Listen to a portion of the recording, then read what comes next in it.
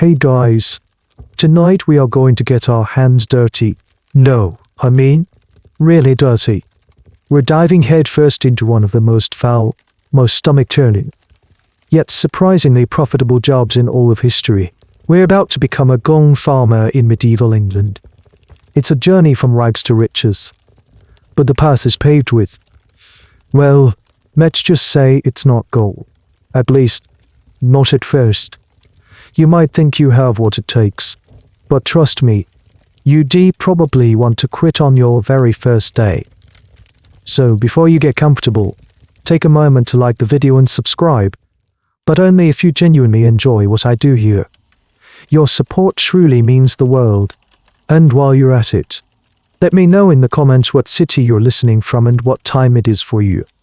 It's always fascinating to see where our little community is scattered across the globe.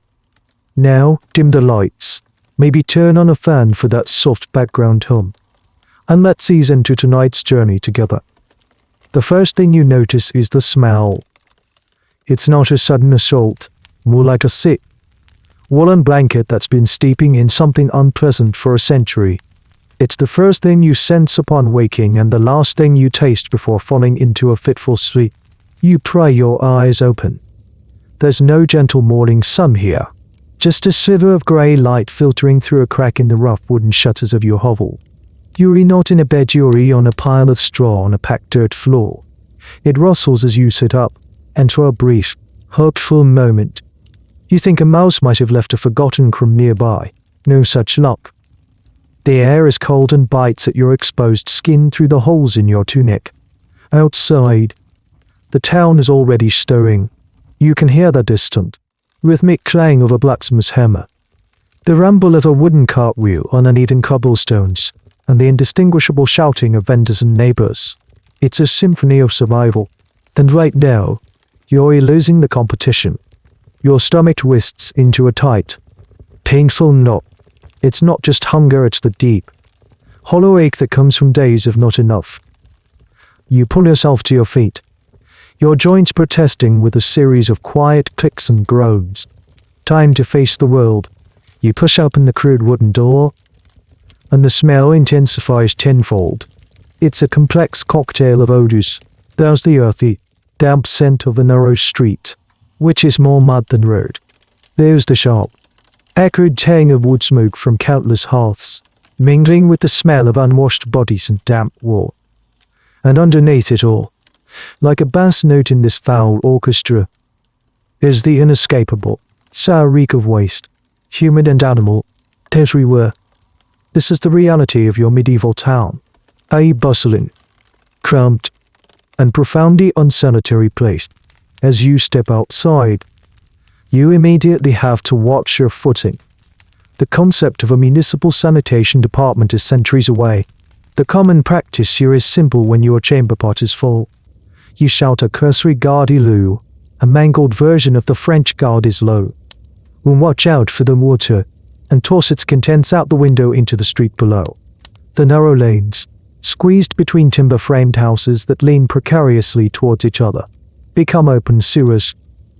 You begin your daily shuffle, a pointless seeming wander in search of a coin, a piece of bread, or a moment of work. You pass a woman sweeping refuse from her door, step directly into the central gutter. A pack of pigs, snorting, unsquealing, trot past you, their snouts deep in the muck. This is actually a core part of the town's cleaning system, as strange as it sounds. These roaming pigs are the unofficial garbage collectors, eating much of the organic waste that litters the streets. They're a messy, but surprisingly effective, part of the ecosystem. You keep your head down, avoiding eye contact. Everyone you see is locked in their own struggle. A baker, his face white with flour, shoos away a beggar from his shop door. Two merchants haggle loudly over a bolt of cloth, their voices sharp and angry. The world feels hard, unforgiving. Historians today still debate what the smellscape of a town like this was truly like for its inhabitants. We assume it was a constant, overwhelming misery, but it's possible they were simply acclimatized to it.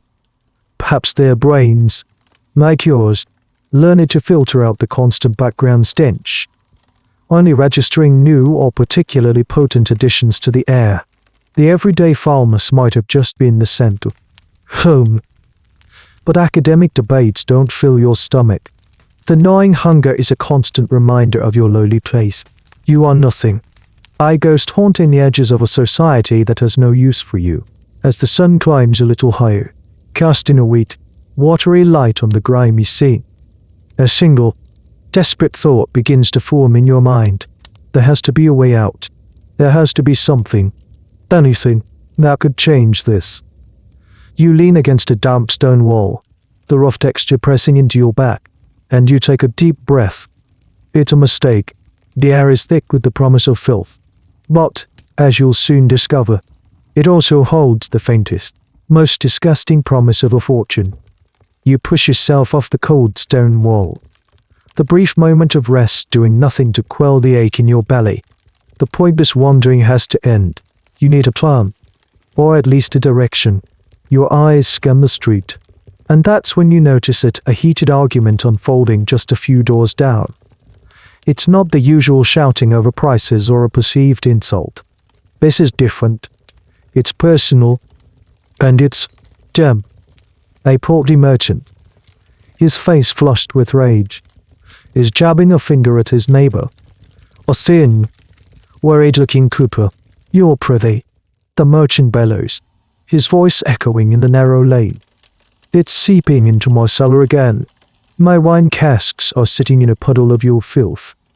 Do you know what that does to French wine?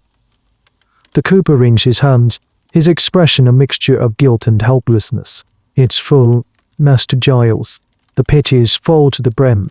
There's nowhere for it to go. I've been meaning to do something. Do something, the merchant scoffs. You should have done something a month ago. The whole back of my house stinks a bit. The flies. My wife can't stand it. Your gaze drifts from the shouting men to the base of the merchant's timber-framed house. You see exactly what H.E. is talking about. A dark, ugly stain creeps up the wattle and daub wall, looking perpetually wet. A thick cloud of black flies hums noisily around the area. They're buzzing a low, constant threat. The smell, which you had previously registered as just part of the town's general miasma, is noticeably stronger here. It's a concentrated, putrid sweetness that catches in the back of your throat. And then, a switch flips in your brain. You're no longer just smelling the town, you're dissecting the smell. You start to look around. Really look. For the first time. The cooper's problem isn't unique. It's everywhere. You see the same telltale dampness at the base of the tavern across the street. You notice how the ground in the small alleyway beside the weaver's cottage seems unnaturally dark and rich, despite the lack of any proper plants. This is the town's great, open secret. Every house, every shop, every tavern has a privy, a simple toilet that is little more than a wooden bench with a hole in it. And every privy empties into a pit dug in the backyard or the cellar, the cesspit, for the wealthier citizens. This pit might be lined with stone or brick, a small luxury to prevent the contents from immediately seeping into the surrounding earth. For most, however, it's just a raw hole in the ground. It collects everything, day after day, week after week, year after year. It's a catastrophic design flaw baked into the very fabric of urban life. People live, cook, and sleep mere feet from a slowly accumulating pit of toxic waste. Historians who excavate these medieval sites often find the cesspit to be treasure troves of information, as they contain discarded pottery, animal bones, and lost trinkets that perfectly preserve a snapshot of daily life. But for you, living in this time, they are not archaeological wonders. They are ticking time bombs of filth. You start walking again, but now with a purpose. You're mapping the city not by its streets and landmarks, but by its hidden network of overflowing pits. You peer down alleyways, noticing how people have piled old boards and rubbish against the back of their houses, trying to mask or contain the inevitable leakage. The wealthy merchant you saw earlier, Master Giles, is one of the lucky ones. His neighbor's pet is just a nuisance. For many, a full cesspit can mean the contamination of their well water, the only source of drinking water for the family. Digging a new pit is rarely an option in a town this crowded. Where would you even dig? Historians still debate the extent to which medieval people connected this rampant filth directly to disease. The prevailing scientific idea of the era was the miasma theory, the belief that diseases were spread by bad air or foul-smelling vapors rising from decaying matter. They weren't entirely wrong in their conclusion, even if their reasoning was off. They knew the stench was dangerous, a carrier of pestilence, which is why the merchant was so furious. It wasn't just an inconvenience, he believed the very air in his home was being poisoned. This fear of miasma is why people carry pouches of sweet-smelling herbs or held perfumed handkerchiefs to their noses when passing through particularly foul areas. You pause in the market square, the central hub of the town. Even here, the problem is present, though better disguised. The Grand Guildhall, the Inns, the homes of the richest wool merchants, they all have the same fundamental issue. They just have deeper pits and thicker walls. Some of the most fortified structures, like the local lord's castle, have a slightly more sophisticated solution, the guard room.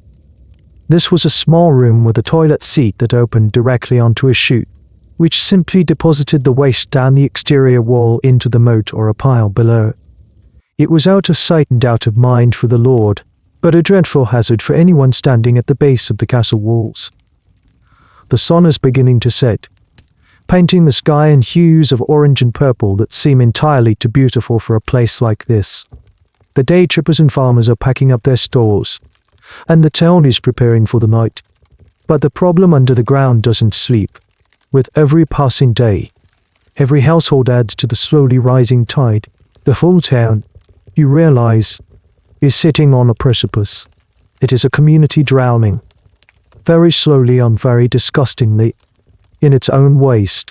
A problem this universal, this desperate, this foul. Surely, it has to be worth something to the person who can solve it. The thought lingers, refusing to be dismissed. A problem this big must have a solution. As darkness drapes itself over the town, the streets take on a different character. The clamor of commerce fades, replaced by the rowdy songs spilling from taverns and the low murmur of conversations behind closed shutters. Doors are barred, windows are latched, and a sense of cautious quiet descends. This is when the town's secrets come out to play. You find yourself near a familiar tavern. The Drunken Pig, drawn in not by a desire for ale, you couldn't afford a cup even if you wanted one, but by the sliver of warm, orange light that promises a brief escape from the cold. You huddle in the shadows of the alleyway across from it, close enough to catch snippets of conversation as patrons come and go. Two men stumble out, their arms slung around each other's shoulders, laughing loudly. One of them, a butcher by the look of his stained apron, nearly loses his footing in a puddle.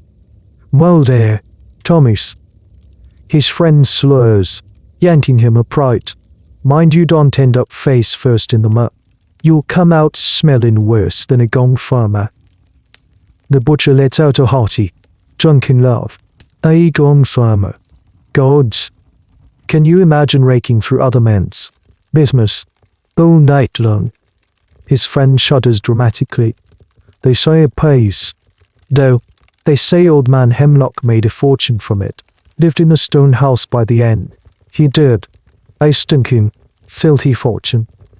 The name hangs in the air long after the men have staggered down the street. Gong Farmer. You've heard the term before, whispered in a tone that's half disgust, half morbid fascination. It's a job title that sounds almost agricultural, deceptively simple, but you know better. Gong is an old word, derived from the Anglo-Saxon gang, meaning to go. In this context, it refers to a privy or a cesspit, the place one goes. And a farmer of such a place, the implication is nauseously clear. These are the men who solve the problem you've spent all day observing. They are the specialists, the experts in excrement, the secret saviors of the town's sanitation. They are the ones who venture into the dark, foul pits that everyone else pretends don't exist. Your curiosity, now fully Pete, drives you from your hiding spot. You need to know more. You slip into the tavern, keeping to the darkest corner, hoping to go unnoticed. The air inside is thick with sweat, spilled ale, and wood smoke, a welcome relief from the street. A small fire crackles in the hearth, and the place is buzzing with the low hum of shared stories and grievances. You listen intently, trying to filter the noise. At a nearby table, a group of guards are complaining about their duties, and the captain posts me on the east gate again. One grumbles into his wooden cup, nigh on a full moon. Know what that means? The Gong Farmers will be out. Have to open the gate for them at the devil's hour. The smell from their carts, it could knock a man flat. Aye, another chimes in. But did you see the coin pouch on that one last week? The one they call Silas fat as a Christmas goose. It was for shoveling muck. It ain't right. The conversation shifts. But you've heard what you needed to. They only work at night, which explains why you've never seen them in action. It makes perfect sense. The work is so foul, so offensive to the senses, that is forbidden during the day. An old town ordinance likely dictates that the transport of night soil, as it's euphemistically called, can only happen between the hours of 9 p.m. and 5 a.m.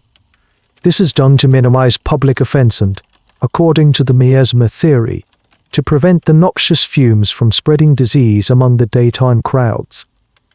It's a profession that operates in the shadows.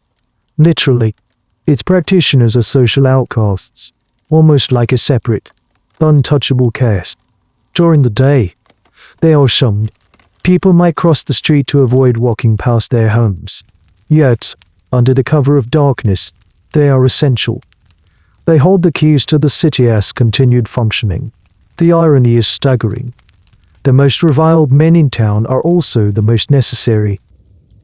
You piece together the fragments of conversation. The job is disgusting.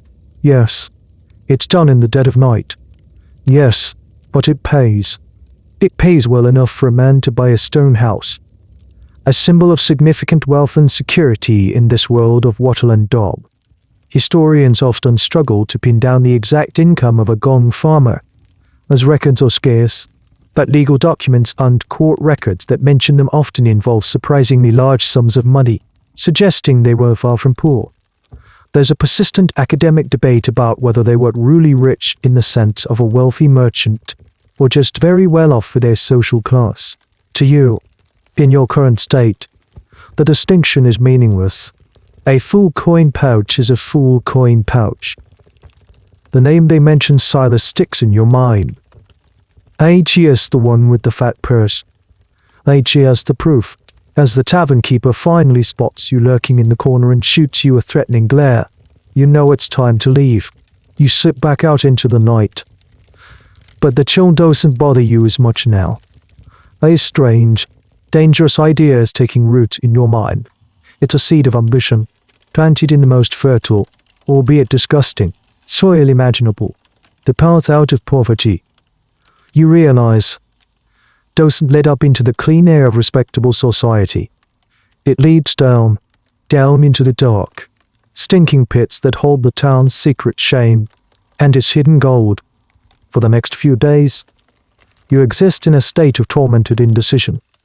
The words you overheard in the tavernica when your head is stinking, filthy fortune.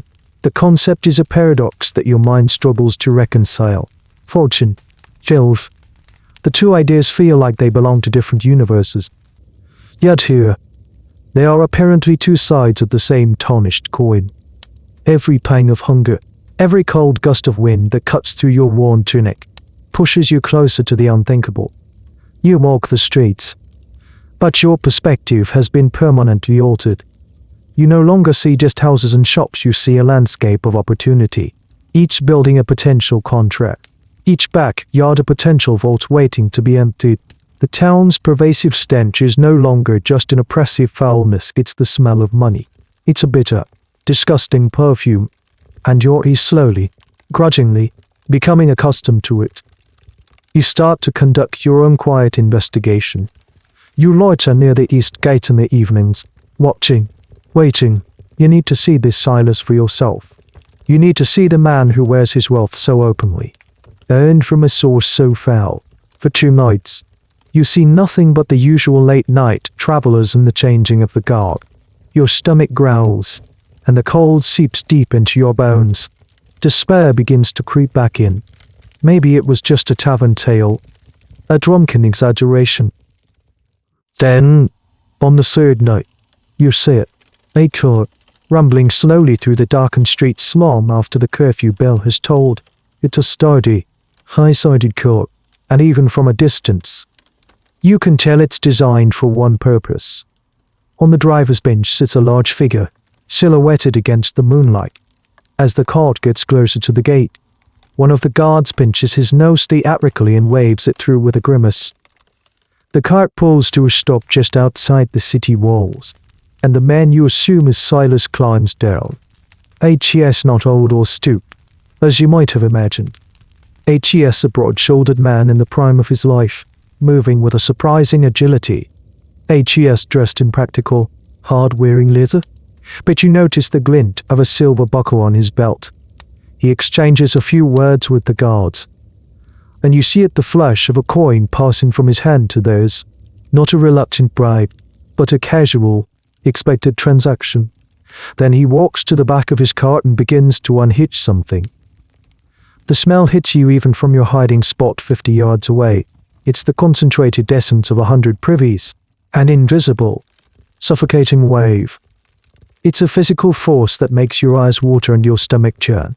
This, you realize, is the cost. This is the barrier to entry. This is why the job pays so well, because almost no one on earth is willing to endure this.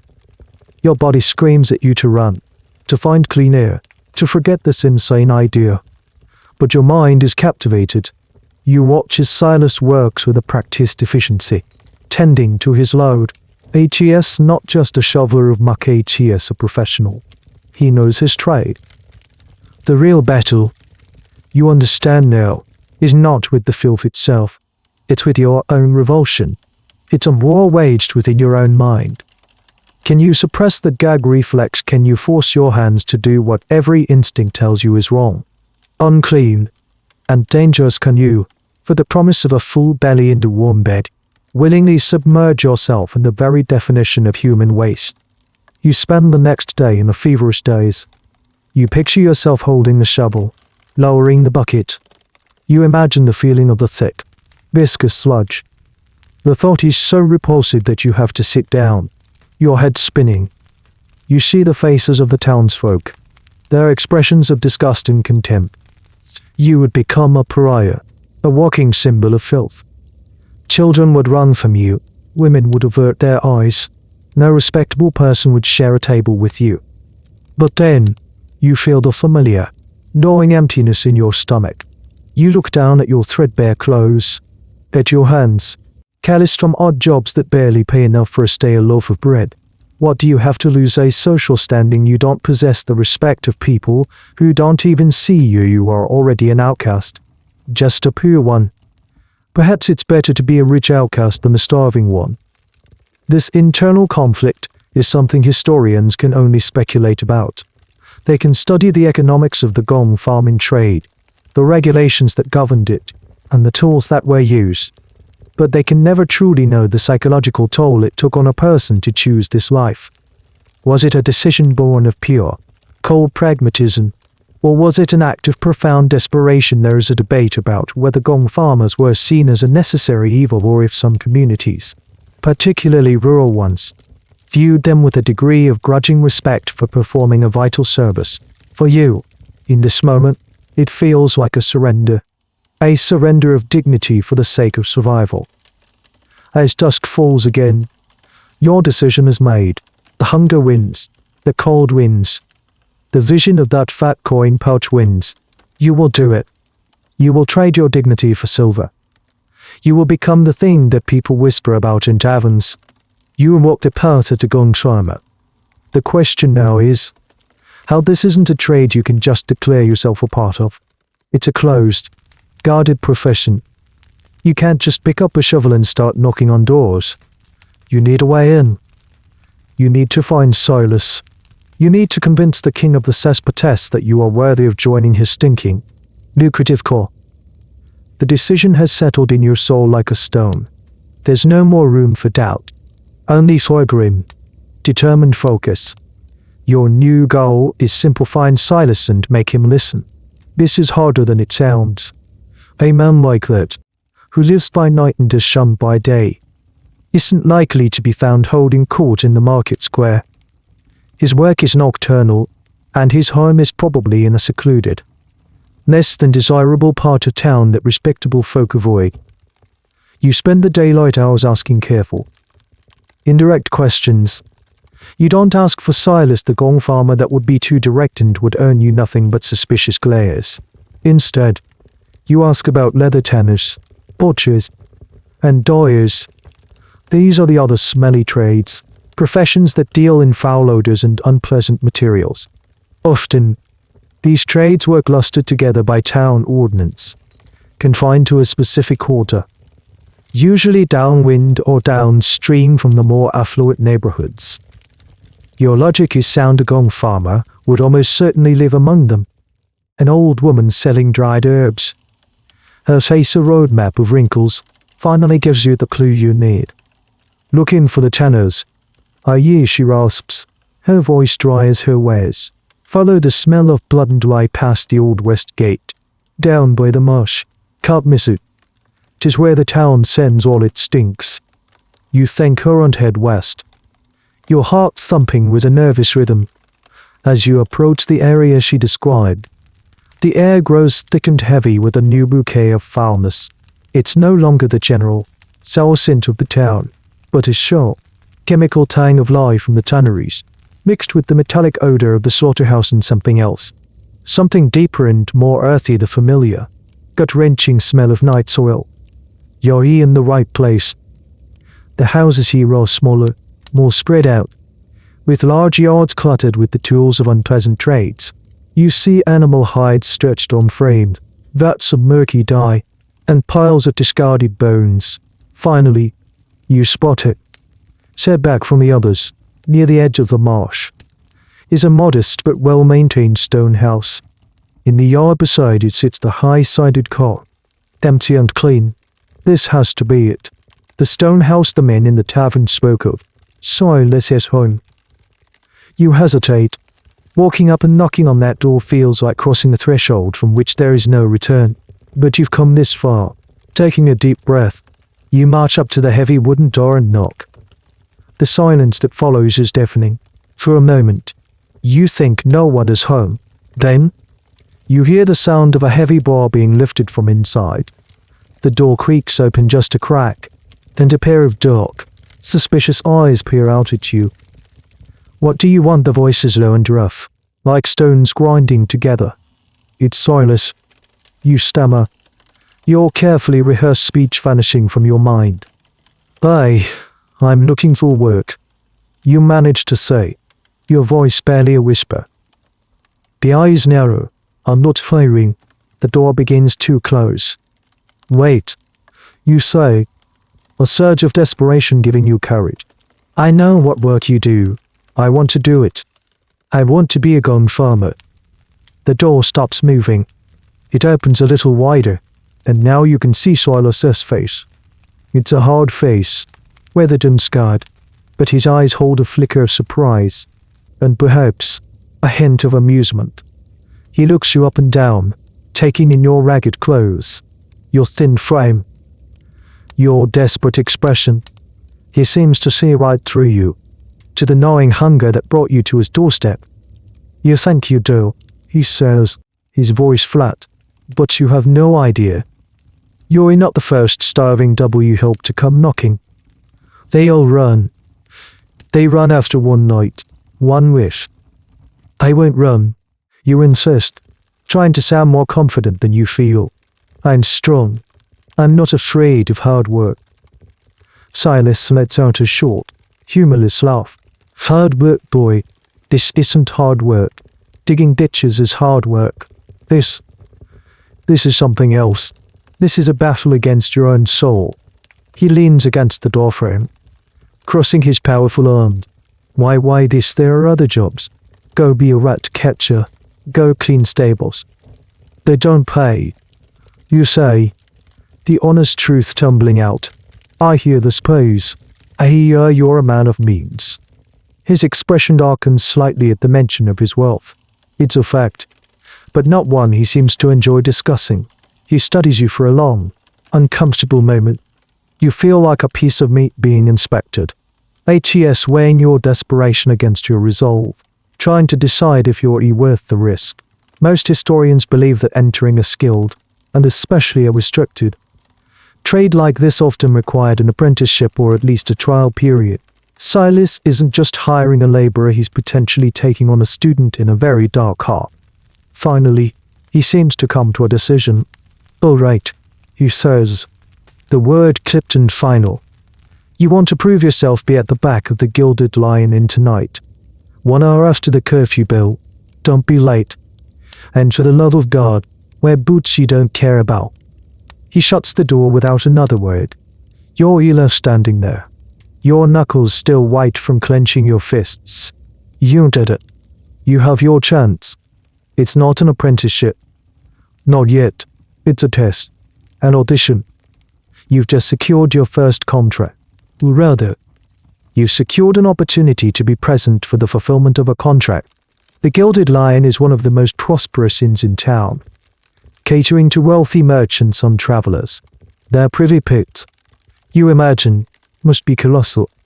It's a baptism by fire, or rather, by filth. The academic debate about whether gong farming was a formal guild or a more informal, family-run monopoly is irrelevant to you now. You're about to step into its world. Tonight, you will descend into the darkness and find out if you have what it takes. You will discover if you can truly stomach the price of your ambition. The hours leading up to your trial are a blur of nervous energy. You have no money for new boots, so you make do with what you have. Stuffing straw into the holes in your worn leather shoes, a futile attempt to ward off the inevitable. As the town winds down and the curfew bell tolls its heavy, resonant chimes across the rooftops, you make your way towards the Gilded Lion. The streets are empty now, cast in the long, eerie shadows of the moonlight. Every sound is magnified: the scuttling of a rat in an alley, the creak of a tavern sign in the wind, the frantic thumping of your own heart.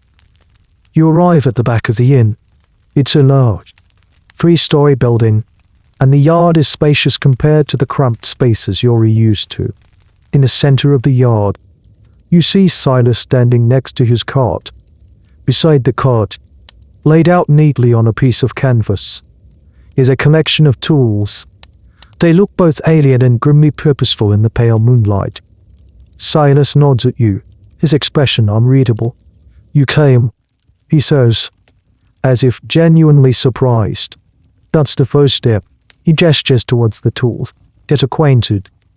Your life will depend on them. You approach cautiously. This is the arsenal of the Gong Farmer. The primary tool is a long-handled shovel, but its scoop is perforated with holes. Silas sees you looking at it. That's a rake, he explains, his voice a low rumble. For the solid matter, the liquid drains through the holes, lighter to lift. It's a simple, yet ingenious, modification born from hard experience. Next to it is a large wooden bucket, bound with iron hoops, with a thick rope attached to its handle. This is the hoist. But the most curious items are a set of 3 smaller, specialized buckets, or tubs. They are surprisingly small, not much larger than a standard pail. You would have expected massive barrels. Why so small, you ask? Your curiosity momentarily overpowering your fear. Think, boy, Silas says, tapping his temple. A large barrel full of this gong would be too heavy for one man to lift out of a deep pit. 2 men can't fit down most of him, so we use small tubs. 3 of them, one going down empty, one on the ground being emptied into the cart, and one coming up full. A constant cycle. It's about rhythm, not brute strength. This system, known as a 3-top catenary, is a remarkably efficient piece of medieval engineering. a testament to how these men turned a disgusting task into a science. He then points to a thick leather belt with a heavy iron ring attached. Your safety harness. The rope from the winch goes through that. The pit we're doing tonight is deep. If the air gets bad, or the walls give way, I pull you out. You don't wear this. You don't go down. The mention of bad air sends a chill down your spine. This isn't just about the smell. There are real, invisible dangers lurking in those pits. The decomposition of organic waste produces a cocktail of gases, including methane and hydrogen sulfide. These can be flammable, and worse, they can displace oxygen, silently suffocating a man before he even realizes he's in trouble. Historians have found records of Gong Farmers dying in their pits, not from drowning, but from asphyxiation. The academic world refers to this as cesspit vapor poisoning, and there's a debate about how well its dangers were understood at the time. Silas clearly understands it perfectly. He likely doesn't know the names of the gases, but he knows their effect. He knows the bad air can kill.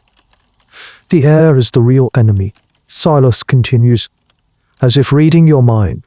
It can steal your breath before you know it's gone. We use a candle. Watch the flame. If it flickers and dies, you get out first. He hands you a small, stubby candle. It feels like a pathetic shield against such an insidious threat. The innkeeper, a nervous, portly man, comes out, holding a lantern. He keeps his distance, a cloth held over his nose. Silas, thank the saints you're here. The smell is driving away my guests. The whole West Wing complains. It'll be done by dawn. Master Hobbs, Silas says calmly, his voice projecting a reassuring confidence. You're going first. Hobbs places a small, heavy pouch on the edge of the cot, as far from Silas as he can manage, and scurries back inside. Silas picks it up, weighs it in his hand, and gives a satisfied grunt before tucking it into his belt. The casual, upfront nature of the payment is another lesson. He gets paid before the work begins. No arguments, no haggling after the fact. His service is too valuable, and the job too unpleasant, for him to be trifled with. Silas leads you to the source of the problem. It's a large, flat stone slab in the middle of the yard, about 4 feet square, with an iron ring set in its center. This is the capstone of the privy pit. Together, you and Silas heave it aside. The moment the seal is broken, the world changes. The smell that escapes is not the passive, ambient stench of the city. This is an active, aggressive force. It's a physical presence that smacks you in the face, climbs into your nostrils, and coats your tongue. It is the concentrated foulness of months, perhaps years, of use by hundreds of travelers and drinkers. It's a smell so powerful it feels hot. You stagger back, gagging, your stomach heaving violently. Silas watches you, his expression unchanging. Breathe through your mouth, he says calmly. You get used to it, or you don't. This is it. The final test before the real test. Can you even stand here? At the precipice you fight down the nausea, forcing yourself to take shallow, ragged breaths through your mouth. The taste is somehow worse than the smell, but you hold your ground. You will not run. Not yet. Your life as a Gong Farmer is about to begin, and it starts with this simple, brutal act: learning to breathe in hell. The world has shrunk to the 4-foot square opening at your feet. The moonlight seems to shy away from it, unable to penetrate the absolute blackness that lies below. Silas has set up a simple wooden tripod over the hole, a winch and rope system ready to lower the buckets into you. He works with a silent, methodical grace, his movements economical and sure. There is no wasted effort. All right, bye, he says, turning to you. Time to go to the office. He secures the harness around your waist, the thick leather feeling both restrictive and strangely reassuring. He expertly ties the winch rope to the iron ring on the harness, checking the knot twice. Then he hands you the small, lit candle. Remember what I said. Watch the flame. It's your only friend down there. He gestures for you to sit on the edge of the pit, your legs dangling into the abyss. You do as you're told, your mind a maelstrom of fear and second thoughts. The heat and stench rising from the hole are dizzying. Your hands, gripping the stone edge, are slick with a cold sweat. This is the point of no return. You are willingly being lowered into a subterranean cavern of human filth. "I'll lower you slow," Cyrus says, his hand on the winch handle. "Get your footing on the ladder. It's slippery. Don't let go of the rope until you're steady." You look down. A crude wooden ladder is fixed to one side of the pit, its rungs disappearing into the darkness. You take a final, shuddering breath of the relatively clean night air and nod. The descent begins. The winch creaks as Silas slowly pays out the rope. Your feet find the first rung of the ladder. It's slick, coated in a slimy film that you try not to think about. You hold the main rope with one hand and the candle in the other, its tiny flame dancing wildly in the disturbed air. One rung, then another. The square of night sky above you shrinks. The sounds of the surface world, the distant cry of a night bird, the creak of the winch begin to fade, replaced by a thick, oppressive silence. And the smell. Oh, the smell. It's no longer just an odor you're breathing, it feels like a substance. It coats your skin, your hair, your clothes. You are being immersed in it. You go deeper. 5 feet, 10 feet. The stone-lined walls of the pit are damp and cold. You can see strange, pale fungi growing in the cracks between the stones. The air grows warmer, heavier. Your candle flame, which was dancing before, now seems to shrink, burning with a low, wet, orange glow. The bad air. Finally, your feet touch something that isn't all other wrong. It's soft, yet firm, yielding, yet resistant. You've reached the bottom, or rather, the top of the bottom. You're standing, ankle deep, in the accumulated waste of the gilded Lion Inn. For a moment, you just stand there in the suffocating darkness, paralyzed. The only light is the feeble glow of your candle, which casts grotesque, moving shadows on the pit walls. The surface you're standing on shifts slightly under your weight with a sickening, liquid sound. You are a solitary explorer on a new and terrible planet. You are right down there. Silas's voice echoes strangely from above, sounding distant and hollow. You call back, your own voice sounding foreign and strained. "Good, don't just stand there gawking. We haven't got all night. I'm sending down the first tub." You see the bucket descending, swinging gently on its rope. Your job is simple, in theory. Fill the bucket. Your first task is a Gong Farmer. You hold the candle in one hand and reach for the rake with the other. Silas had lowered it down first. You plunge the rake into the muck. The resistance is immense, like trying to row a boat through thick porridge. You pull it back, and it comes up heavy, dripping with a dark, foul mess. You manage to scoop it into the top. The splashing sound it makes echoes in the confined space. The smell intensifies, if that's even possible. You repeat the process. Scoop, lift, dump. Your muscles begin to ache. Your back screams in protest. The air is thick and hard to breathe. Sweat pours down your face, stinging your eyes. But it's not just sweat, the very air feels greasy and deposits of film on your skin. Historians have often wondered about the psychological impact of this first descent. There are no diaries from Gong Farmers detailing their feelings. We can only infer from the high pay and the social stigma that it was a profound, perhaps traumatic, experience. Was there a sense of pride in conquering one's fear, or just a numb, soul-crushing acceptance of the grim reality of the job? Some scholars suggest that the act was so dehumanizing that the men had to mentally separate themselves from it, creating a psychological shield to cope. You feel the first tub.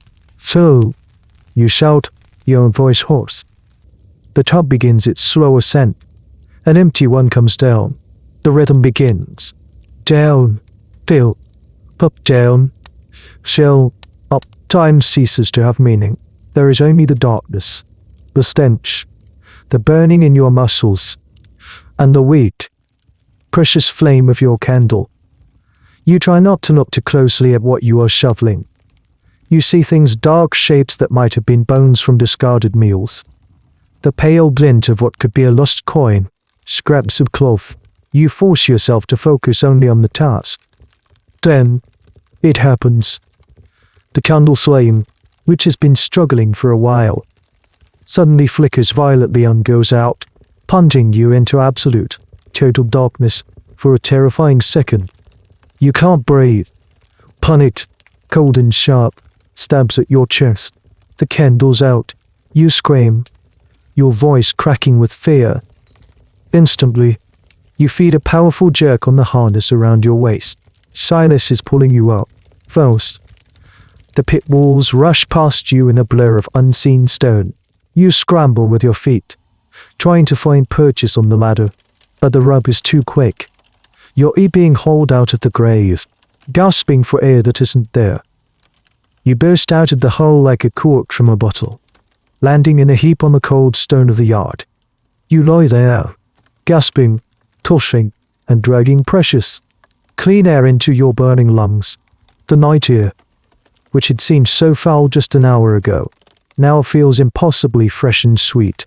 Each breath is a luxury, the cool dome on your throat. Silas stands over you, his face grim in the moonlight. He doesn't offer a hand, he just watches you, waiting. I told you, he says, his voice devoid of any I told you so smugness. It's just a statement of fact. The air went bad, another minute down there, and you'd have been asleep forever. You push yourself into a sitting position, your body trembling uncontrollably. A combination of adrenaline, exertion, and sheer terror. But what was that you managed to choke out? The damp, Silas says, using the common miner's term for noxious gases. It settles in the deep pits, sleeps there.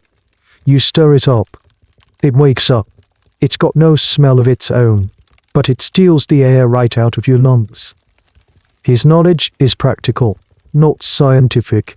He doesn't know it's a combination of methane, hydrogen sulfide, and carbon dioxide, but he knows its behavior. He knows it's heavier than air and that disturbing the sludge releases it. This folk knowledge, passed down from one Gong Farmer to another, was the only thing standing between life and a silent, suffocating death, while academics today debate the specific chemical compositions found in cesspit. Silas lives the reality of it. The candle wasn't just a tradition, it was a sophisticated, low-tech gas detector. He lets you catch your breath for a few more moments before nudging you with his boot. Get up. The job's not done. You want me to go back down there, you ask. For a sight. No, he says, shaking his head. Not until the air has cleared. It needs time to breathe. We work up here for a while. He gestures to the tub of filth you sent up before the candle went out. It sits by the cart. A steaming monument to your ordeal. Your work's only half done when you get it out of the pit. Now it has to be carted away. This is the next stage of the operation. You and Silas dip the contents of the tub into the high-sided cart. The cart is already lined with a thick layer of moss and straw. This, you learn, is another trick of the trade. It helps absorb the liquid, preventing the cart from leaking its foul cargo all over the city streets on the journey out of town. A leaking cart was a severe way to get a hefty fine and the wrath of the town guard. As you work, emptying the subsequent buckets that Silas hauls up himself, he won't let you near the pit edge for now. He explains more of the hidden dangers. The damp is the quiet killer, he says, his voice slow as you heave another load. But the pit itself can be a monster. I've heard of pits where the stone lining collapses, buried a man alive. Happened over in York, they say. The idea of being crushed and suffocated by stone and filth at the same time is a horror you can't even begin to process. You look at the stone-lined pit of the Gilded Lion, and it no longer seems like a stable structure. It seems like a hungry mouth, waiting to close. And then, there's the pit fever, he continues. Some men, they get a small cut on their hand, A scrape. They don't think nothing of it. But the filth gets in. A day later. Their hand is swollen and hot. A day after that. The fever takes them. Nothing to be done. This pit fever was almost certainly tetanus or a virulent staph infection. A death sentence in an age without antibiotics. Every small nick and cut, common in such manual labor, becomes a potential pore for a fatal infection. This is why Silas wears thick leather gloves. A luxury you don't have. You look down at your own hands, rain blistered from the rake handle, and a new wave of fear washes over you. You hadn't even thought of that. This conversation reveals a stark truth: gong farming isn't just disgusting, it's one of the most hazardous jobs in the medieval world. Historians piece together these risks from coroner's reports and municipal records, but hearing it laid out so plainly by a practitioner is chilling. There's a persistent, though unconfirmed, piece of folklore that Gong farmers had surprisingly robust immune systems, built up from constant low-level exposure to pathogens. This is a topic of some debate, with some experts suggesting they were simply more likely to die young from acute infection or accident before any long-term immunity could be proven. After a while, Silas fetches another candle. Time to check the air. He ties the lit candle to a rope and lowers it slowly into the pit. You watch, holding your breath. The flame descends, flickering slightly, but it stays lit. It reaches the bottom and burns steadily. It's clear, Silas announces. The damp has flowed out. For now, he turns to you, his eyes locking onto yours. Your choice. You've had a taste. No man will think less of you for walking away now. In fact, they'll probably think more of you. This is the moment. The pivot point. You face the smell, the darkness, the exertion, and the very real threat of death. Your body is screaming at you to run, to take your chances with starvation, to beg, to steal, to do anything other than descend back into that hole. But you also see the pouch of coins on Silas's belt. You remember the cold dirt floor of your hovel. You think of the gnawing, endless hunger. Walking away means returning to that. It means admitting defeat. Going back down means conquering the fear, proving yourself, and taking another step towards a different life.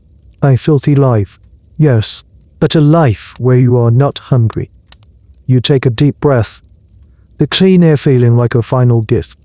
I'm going back down, you say, your voice steadier than you thought it would be. A flicker of something respect surprise crosses Silas's face for a fraction of a second before vanishing. All right then, he says, grabbing the harness. Let's finish the job. Your second descent is different. The sheer, primal terror has been replaced by a grim, cautious familiarity. You know what to expect now: the slick ladder, the oppressive darkness, the thick, warm air. Fear is still your companion, but it no longer paralyzes you. It sharpens your senses. You are acutely aware of the candle flame, its steady glow a fragile lifeline. You listen to the sound of your own breathing, feeling the weight of the air in your lungs. You work with a newfound rhythm, falling into the cycle Silas described. The empty tub descends. You fill it with the methodical scoop and lift of the rake, and you watch the full tub ascend towards the distant square of stars. You've moved beyond the initial shock and are now in the grueling phase of pure physical labor. Your muscles, already weary, burn with a deep, steady ache. Sweat mixes with the grime on your skin, creating a disgusting paste. Hours pass. The moon traces its slow arc across the sky. The only sounds are the scrape of your rake, the splash of the sludge, the creak of the winch, and Silas's occasional low grunt from above as he hauls a particularly heavy load. It's a strange, isolated partnership, a bond forged in the most repulsive of circumstances. Just as you feel you can't lift the rake another time, Silas's voice echoes down. That's enough for tonight. Send up the tools. Relief, potent and overwhelming, washes over you. You send up the rake, and then it's your turn. Being winched up this time feels less like a desperate rescue and more like a weary commute home from the world's worst office. When you emerge, blinking into the pre-dawn light, you see that the cart is nearly full. The yard is quiet. The inn is dark. The job is almost done. Silas is already heaving the heavy stone cat back towards the pit. You stumble over to help, your combined strength just enough to slide it back into place, sealing the darkness once more. The yard, though still reeking, looks normal again. The evidence of your subterranean ordeal is hidden away. We have one more stop, Silas says, wiping his hands on an old rag. A special client. He gestures for you to climb onto the driver's bench of the cart. Sitting this close to the full load is a fresh olfactory challenge, but you're too exhausted to care. Silas guides the horse and cart through the now silent streets towards the town's most imposing landmark, the castle. The guards at the outer Bailey gate recognize Silas and wave him through with a mixture of familiarity and disgust. You rumble over a wooden drawbridge, the dark water of the moat glinting below. You've only ever seen the castle from a distance, a symbol of untouchable power. Now, you're inside its walls. Silas pulls the cart to a halt at the base of the great stone keep. He points up into the darkness, to a point high on the formidable wall. The Lord's Guard Road, he says. You follow his finger and see it is small, stone protrusion from the wall, like a tiny, windowless balcony. It's the castle's toilet. Unlike the common cesspit, a guard robe was a feat of medieval engineering designed for convenience, at least for the person using it. It was a simple chute. Waste dropped directly from the toilet seat, down a stone channel, and out a hole at the base of the wall. They don't have a pit that needs emptying, Silas explains. They have a pile that needs clearing. He leads you to the base of the wall directly beneath the guard road chute. There, in a corner formed by the keep and outer wall, is a massive, conical pile of waste. It's been accumulating for months, perhaps longer. This is your task, to shovel this mountain of filth into the cart. In some ways, this job is better. You'll be in the open air, to run. There's no risk of the damp or a collapsing pit. But in other ways, it's worse. It's a stark, visible monument to the vast social chasm that defined your world. The Lord and his family live in stone-walled luxury, and their most private bodily functions are simply ejected from their lives, falling from a great height to be dealt with by men like you. There's no pretense here, no hidden pit. It's a raw, unfiltered display of the social hierarchy. You and Silas work in silence, shoveling the pile. This time, you use wide, solid-bladed shovels, not the perforated rakes. The material is different, mixed with the straw and rushes that were used in the castle chambers and periodically swept into the chute. Some historians argue that the term guardrobe, which also means wardrobe or storage closet, came about because the ammonia from the waste pile was believed to deter moths. So nobles would hang their expensive robes in the small toilet chamber. It's a fascinating, yet unproven, piece of historical trivia, the idea of using a toilet as a moth-repellent closet. As you dig into the pile, you uncover things: animal bones from the Lord's feasts, discarded scraps of fabric, even a small, rusted buckle. It's an odorous archaeological dig, while cesspit preserved items in an oxygen-free environment. These open-air piles were a different kind of time capsule. The work is hard and monotonous, but as the sky begins to lighten in the east, you see the pile shrink. You are taming the mountain. You are cleaning up after the most powerful man in the region. There's a strange intimacy to it. You are dealing with a side of him that no one else sees, the great equalizer of human biology. By the time the first rays of sun touch the top of the castle keep, the pile is gone. The cart is full to the brim. The job is finally, truly, done. Silas hands you a rag to wipe your hands and face. A small gesture of camaraderie.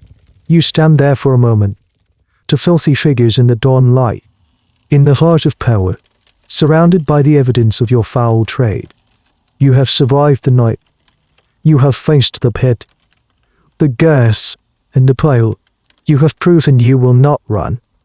As you guide the heavy, stinking cart back out of the castle gates and through the awakening town, you experience a new and peculiar sensation.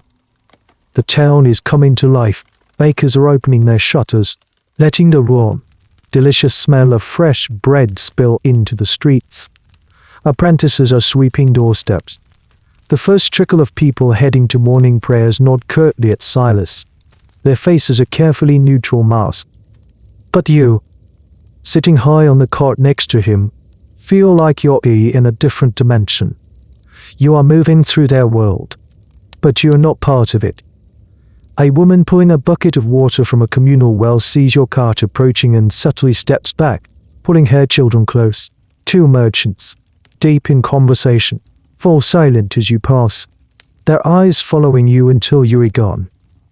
You are invisible and hypervisible at the same time.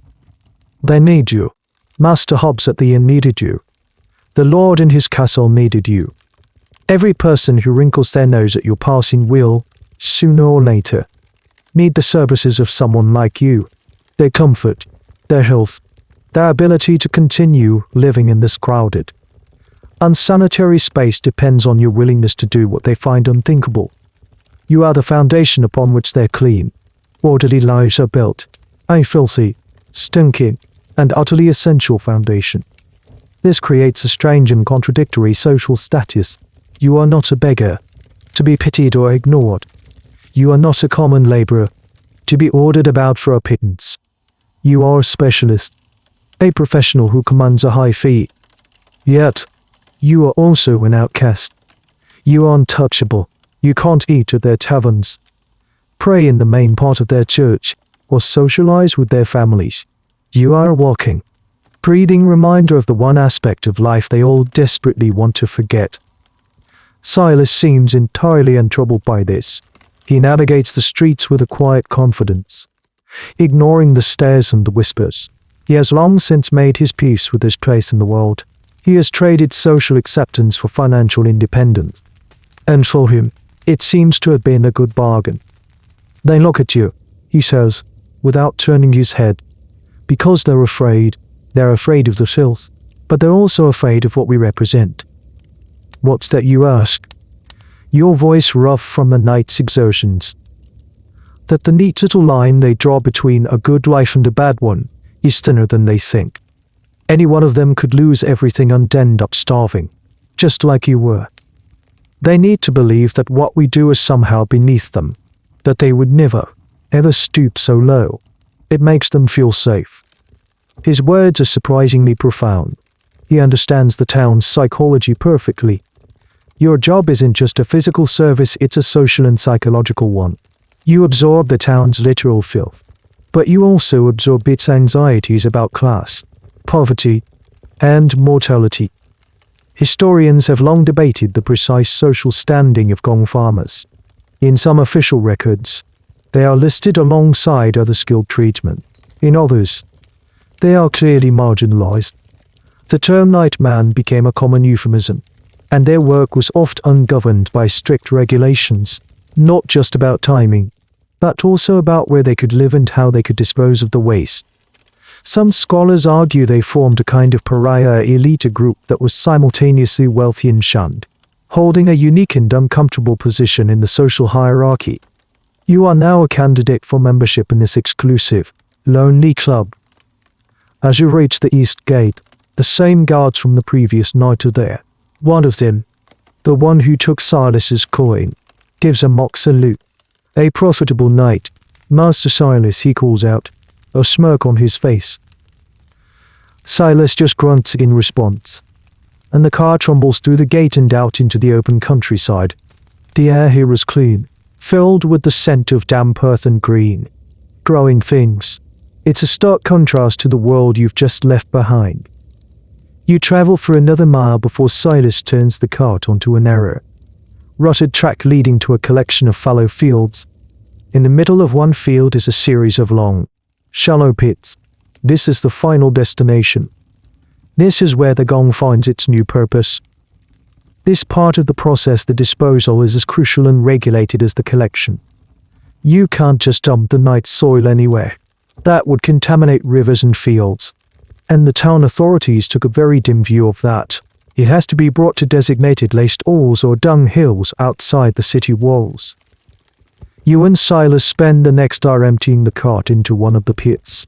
It's back-breaking work, but out here, under the open sky, it feels different, less oppressive. As you work, you see a farmer approaching from a nearby homestead. Yes, an old man with a weathered face and shrewd eyes. He doesn't hold a cloth to his nose. He leans on the fence and watches you for a while. That's a rich load you've got there, Silas.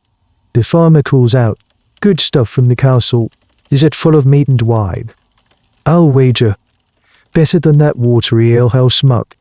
Silas stops shoveling and grins. For the first time, you see a genuine, unguarded smile on his face. The best. John, he calls back. Run stop. It'll make your turnips grow as big as your head. And in that moment, another piece of the puzzle clicks into place. This isn't just disposal. This is business. The farmer, John, props a boot on the lowest rail of the fence and squints at the dark, steaming pile you're recreating.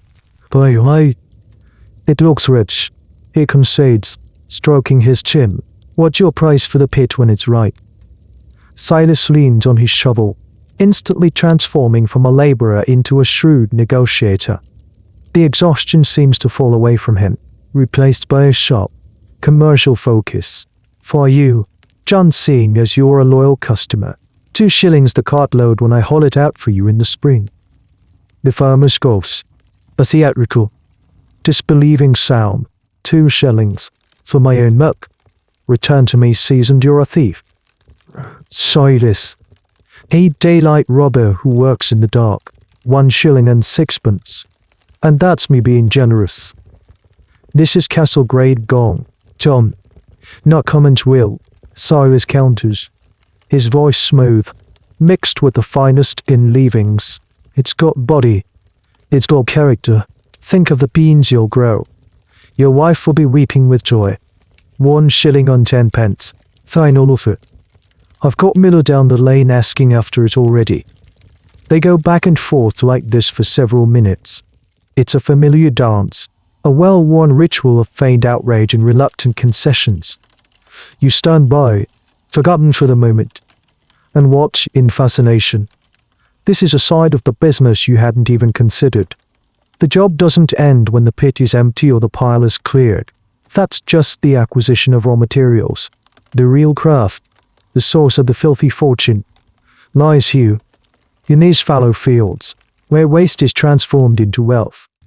You are witnessing the birth of a commodity. The night soil has to be aged. Yard. Fresh human waste is what a farmer's term for high in nitrogen and ammonia and can actually burn plant roots. It needs to be left in these shallow pits, mixed with earth and straw, for several months to a year. During this time, it composts, breaking down into a safer, nutrient-rich fertilizer that medieval farmers called humanure.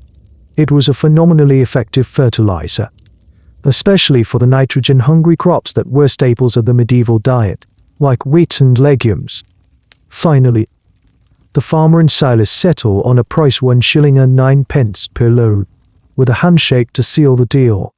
The farmer ambles off, grumbling good-naturedly about being robbed blind, while Silas has a look of quiet satisfaction. Never take the first offer, he says to you, turning back to the work. And always have another buyer in mind, even if he's imaginary. This is your first lesson in business, and it's happening over a pit of human excrement. You realize Silas isn't just a man with a strong stomach. He is an entrepreneur.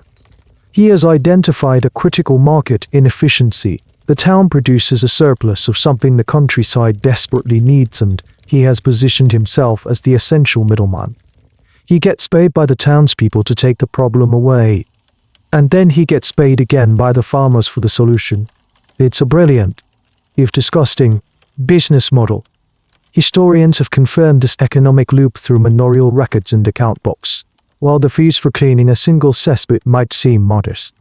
A successful Gong Farmer like Silas would have dozens of such contracts. When you add the secondary income from selling the processed fertilizer, the numbers start to add up significantly.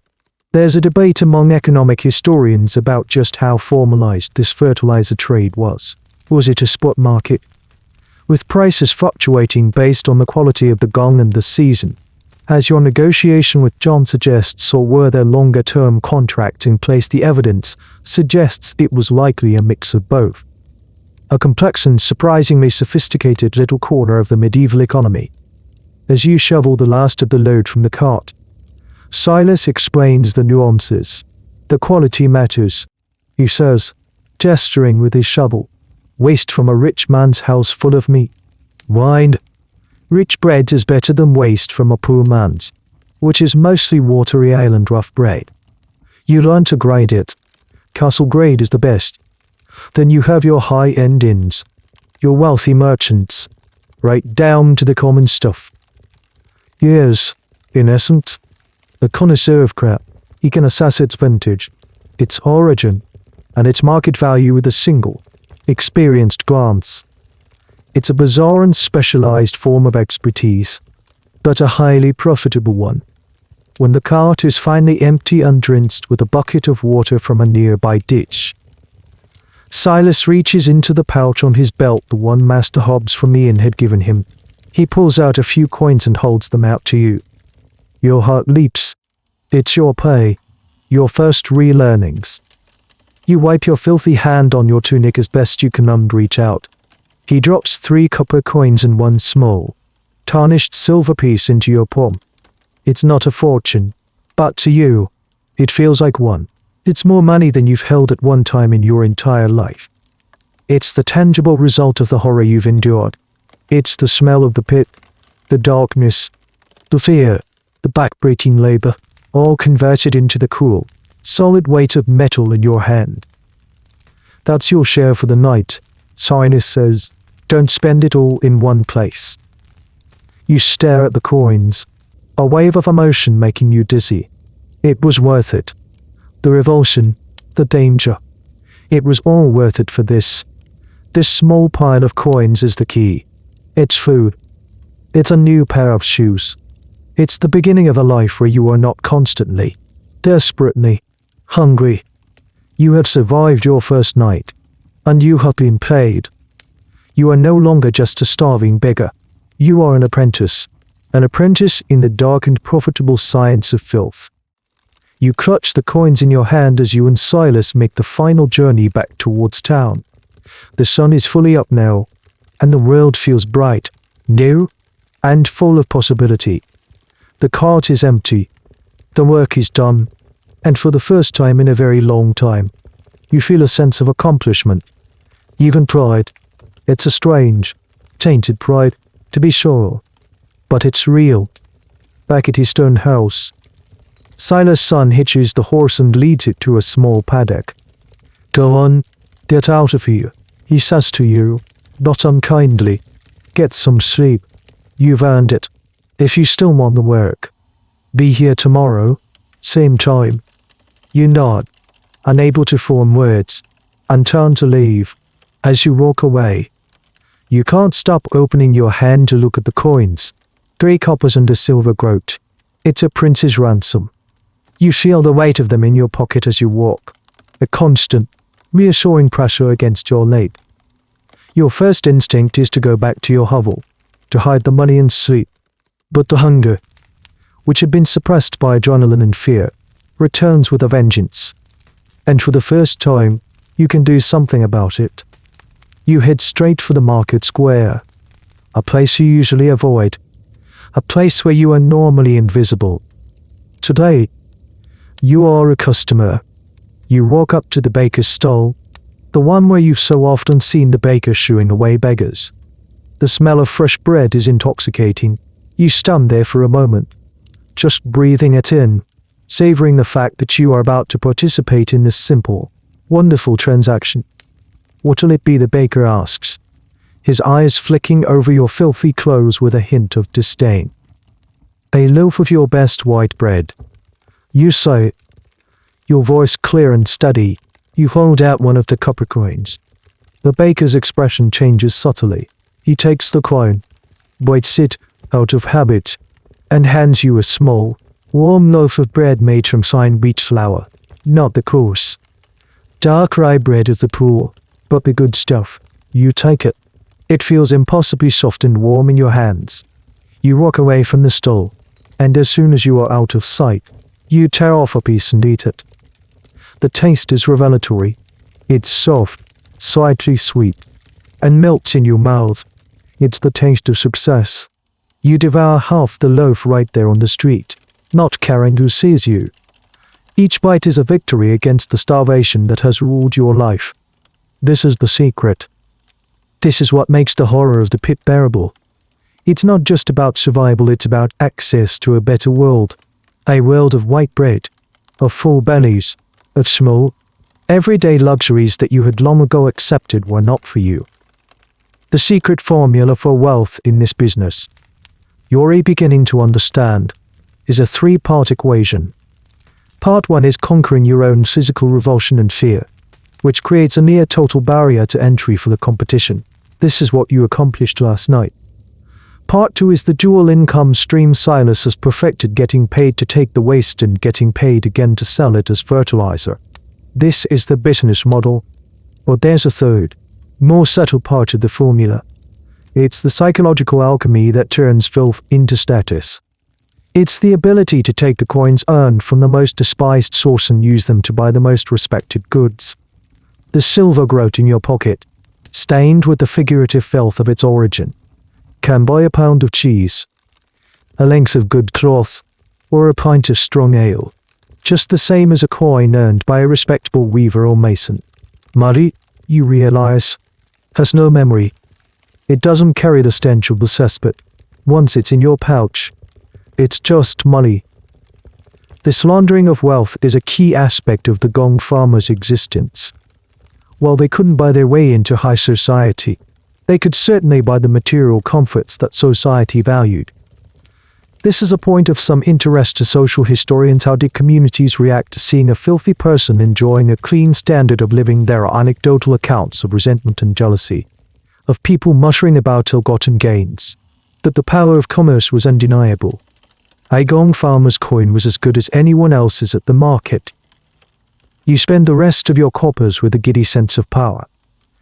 You buy a small wedge of hard cheese from a dairy maiden, a handful of dried apples from the old woman who gave you directions to Silas's house. You eat your feast sitting on the steps of the church, a king on a throne of stone, watching the world go by.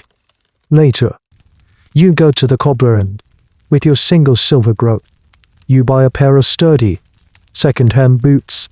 They are patched and worn, but they are whole. They don't have holes in the soles. The feeling of slipping your feet into solid, protective leather is a profound luxury. These are your work boots now. They to love your new trade. As you finally head back to your hovel, the sun is high in the sky. You are no longer hungry. You are wearing proper boots. In your pocket, you still have the empty pouch that the cheese was wrapped in, and it feels like a treasure. You have transformed the vilest substance on earth into bread, cheese, and boots. You have discovered the disgusting, magical, and deeply practical recipe for turning crap into comfort. And you know, with a certainty that settles deep in your bones, that you will be at Silas's house tomorrow night, ready to do it all again. The fortune might still be far off, but the path to it is now clear, paved with the stinking, lucrative spoils of the night. The next few weeks fall into a grueling but predictable rhythm. Every night, an hour after curfew, you meet Silas. You journey to some dark corner of the town, chosen from Silas's mental map of overflowing pits. You descend into the stinking darkness, and you work. You learn to read the candle flame, to pace yourself, to work in concert with Silas above. A silent, efficient team. The initial terror has faded, replaced by a solid, weary competence. Then comes the pre-dawn journey to the laced all fields outside the walls, the back-breaking work of emptying the cart, and the brief, satisfying moment when Silas ducks a few coins into your hand. You've graduated from coppers and the occasional silver grow to a steady wage of 1 or 2 silver coins per night. It's a staggering amount of money for you, and your life transforms. You no longer live in the straw-filled hovel. You've rented a small, one-room cottage at the edge of the Tenors Quarter, the stinking district where Silas lives. It has a proper roof that doesn't leak, a small hearth through a fire, and a door with a lock. It's a palace. You eat meat twice a week. You have a second tunic, so you can wash the one you wear to work. You are no longer starving, you are solvent. One naughty, after you've emptied the cart. Silas doesn't dismiss you as usual. He gestures for you to follow him over to the composting pits, where you've been dumping the night's soil. The oldest pit, the one you saw the farmer John haggling over, looks different now. It's no longer a wet, steaming pile. It has settled, dried, and darkened. It looks almost like rich earth. It's ready, Silas says, plunging a shovel into the pit. The material he lifts is dark, crumbly, and almost odorless. The foul stench has mellowed into a deep, earthy scent, like a forest floor after a rain. It's an astonishing transformation. This, Silas says, crumbling a piece between his fingers, is the real gold. Night soil is what we collect. Human manure is what we sell. Just then, you see a familiar figure approaching. It's the farmer, John, leading a cart pulled by a placid-looking ox. He greets Silas with the same theatrical grumbling as before, and they begin the second phase of their transaction. Your new job is to help Silas load the farmer's cart with the finished, matured fertilizer. This work is infinitely more pleasant. The material is lighter, drier, and doesn't assault the senses. As you work, you listen to the farmer talk about his fields. He explains exactly where he'll use this load on the patch where HE's planning to grow his peas and beans. He speaks of the fertilizer with a genuine appreciation, the way a craftsman might speak of good quality wood or iron. To him, this isn't filth, it's potential. It's the promise of a bountiful harvest. This was the cornerstone of medieval agriculture. The perfect, closed-loop system of recycling. The town's waste fed the farms, and the farm's produce fed the town. The Gong Farmer was the critical, if unglamorous, linchpin in this cycle. Historians call this the urban-rural nutrient cycle, and its efficiency was vital for supporting the growing populations of medieval towns. Without this constant replenishment of the soil's nutrients, agricultural yields would have plummeted, leading to food shortages and famine. As you load the last cheval fuel onto the farmer's cart, he counts out a small pile of silver coins into Silas's hand. Silas, in turn, picks out 2 coins and gives them to you. Your share of the sale, he says. This is a revelation. You weren't just being paid a wage for your labor, you were being given a percentage of the profits. This changes everything. You are not just an employee, you are a partner. A junior partner, to be sure, but a partner nonetheless. You now have a vested interest not just in the collection of the waste, but in its quality and its eventual sale. You find yourself mentally cataloguing the night's haul, thinking, this load from the vintners district will make for a fine vintage of fertilizer in the spring. It's a disgusting, but deeply capitalist, thought. The official status of a Gong Farmer's assistant is something historians know little about. Was it a formal apprenticeship, registered with a guild if one even existed for this trade, or was it an informal arrangement? Entirely at the discretion of the master Gong Farmer, the fact that Silas is sharing profits with you suggests a relationship deeper than simple employment. He is grooming you as a successor, investing in your loyalty and training you in all aspects of the enterprise, from the pit to the profit. After the farmer has rumbled away with his precious cargo, you insiders stand by the now empty composting pit. Well, let this one rest for a season, he says. Now, we need to turn the next one. He leads you to the adjacent pit, which is about 6 months old. Your job is to turn it to shovel the contents over, mixing the deeper layers with the surface layers. aerating it to speed up the final stages of decomposition. As you dig into the semi-composted material, your shovel strikes something hard with a metallic clink. Curious, you scrape away the muck. It's a small, ornate silver locket, tarnished almost black but otherwise intact. It must have been accidentally dropped or thrown into a privy months ago, forgotten, and swept up in your nightly collection. You pick it up and show it to Silas.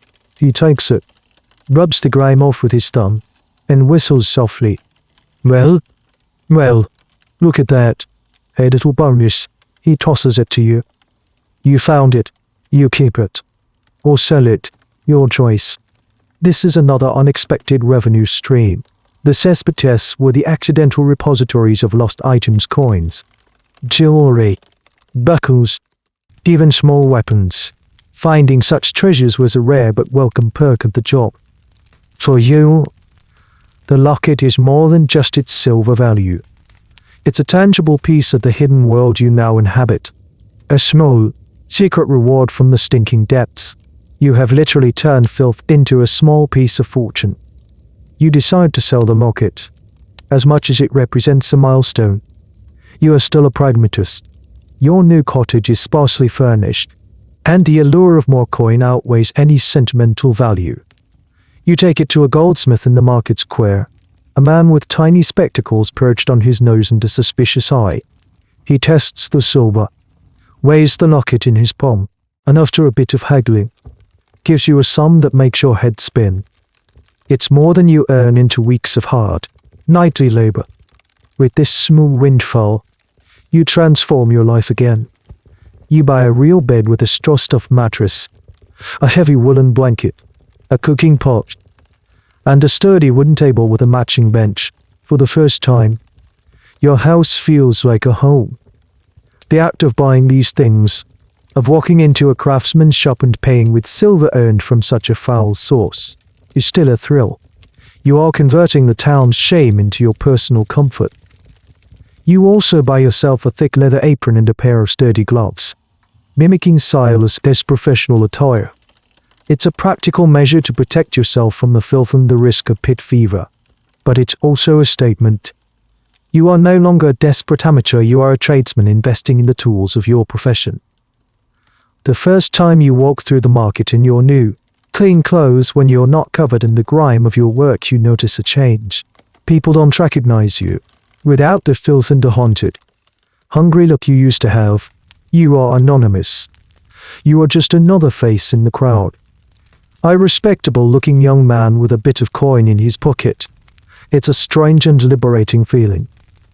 But this newfound prosperity comes with a new set of problems. One evening, as you're enjoying a meat pie at a trestle table outside a cookshop, a luxury you now regularly afford, you overhear a conversation from a nearby table. Two men, masons by the look of their dusty clothes, are grumbling. "Did you see the new boots on that young lad?" one says, gesturing subtly with his chin in your direction. "Fine leather. Must have cost a pretty penny." "Aye," the other replies, his voice laced with envy. "And I saw him last week paying the weaver for a new blanket. Where does a boy his age get that kind of coin? Not from honest labor, I'll wager." The words are a cold slap in the face. They don't know who you are or what you do, but they see your prosperity, and they resent it. To them, wealth is something that should be accumulated slowly, through a lifetime of honest work like theirs. Your rapid rise from street urchin to a man of some means is suspicious. It upsets the natural order of things. You finish your pie quickly and leave, the delicious taste soured in your mouth. You realize that your anonymity is a fragile shield. The moment people connect your newfound wealth with your nightly profession, you will face a different kind of judgment. It won't be the disgust reserved for a filthy laborer, but the sharp-edged envy and suspicion reserved for a nouveau rich, an upstart who got rich the wrong way. This social tension is a recurring theme in historical accounts of the period. A rigid social hierarchy doesn't easily accommodate rapid upward mobility, especially when it's fueled by a trade considered unclean. There's an ongoing debate among historians about the nature of this resentment. Was it purely economic jealousy? Or was there a moral or even religious dimension to it? Some scholars suggest that profiting from human waste was seen as fundamentally unnatural, a violation of the proper order of things, making the Gong Farmer's wealth seem tainted and undeserved in the eyes of the public. You start to be more careful. You don't flaunt your money. You dress simply. Even if your clothes are now well-made and clean, you avoid the more popular taverns, preferring the quiet cook shops or simply eating in your own home. You are learning to navigate the treacherous currents of your new social position. You are no longer at the bottom, but you are not truly part of the respectable middle either. You exist in a strange, lonely space in between. Your relationship with Silas is your only real anchor. He is the only person who understands your world. He is your boss, your mentor, and, in a strange way, your only friend. He never pries into what you do with your earnings. But you see him watching you. You get the sense that he is pleased with your prudence, that he sees you are not squandering your money on drink and gambling. He is assessing your character, not just your work ethic. One night, after a particularly grueling job cleaning the deep, ancient cesspit of a monastery, Silas does something unusual. Instead of heading straight for the lay stalls, he stops the cart near the river. He pulls out a hidden flask. "Good work tonight, lad," he says, taking a long pull from the flask before handing it to you. "That was a nasty one. The monks live simply, but their pit is old as gone." You take a hesitant sip. It's strong, fiery brandy. It burns a welcome path down your throat, chasing away some of the chill and lingering foulness of the pit. You sit there with him on the cart, in the quiet darkness, sharing a drink. No one is watching. There is no judgment. It's a moment of simple, human connection in a life that is often devoid of it. In that moment, sharing a drink with the master of the mock, you feel, for the first time, like you truly belong. The shared drink with Silas marks a subtle shift in your relationship. He starts to share more of the business's secrets with you. Not just the practical tricks of the trade, but the politics of it. You learn that the world of gong farming is far from a simple free market. It's a jealously guarded and highly regulated monopoly. Not just anyone can do this work. He explains one night as you make your way to a job. Not officially. Anyway, you need a license. He pats a leather pouch on his belt, but not the one filled with coins. This one contains a rolled-up piece of parchment, yellowed with age, bearing the town council's wax seal. "This is my right, granted to my father before me. It gives me the sole privilege to cleanse the pits and privies within the town walls." This is a revelation. Silas isn't just successful because he's good at his job, he's successful because he has a government-sanctioned monopoly. This license is the true source of his power and wealth. It eliminates most of his potential competition, allowing him to control the market and command high prices. The council gets a piece. Of course, he continues, a cynical edge to his voice. "I yearly fee, a hefty one, but it's worth it to keep the amateurs out." This system of granting exclusive rights to a trade was common in medieval Europe, often managed by powerful guilds. However, the exact nature of the Gong Farmers Guild is a major point of contention for historians.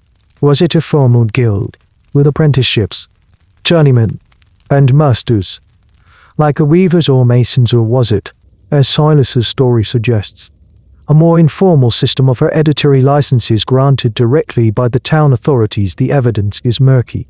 Some towns had official master scavengers, while in others, the trade seems to have been controlled by a single family for generations. This lack of a formal guild structure might be because the trade was too small, or too despised, to learn one. This official license explains the guards' grudging respect for Silas. HES, not just some rogue scavenger, HES a town contractor. An official, in his own strange way, but the license doesn't eliminate all competition. There are others, Silas admits, his voice low. The night creepers, men without a license. They work cheap. They undercut my prices and steal clients who are either too poor or too foolish to hire a professional. He tells you about the clandestine world of illegal gong farming. These are men even more desperate than you were, who work with shoddy equipment and no safety precautions. They don't have proper coats, so they often just dig a new hole and bury the waste in the client's own yard, a short-term solution that leads to long-term soil contamination.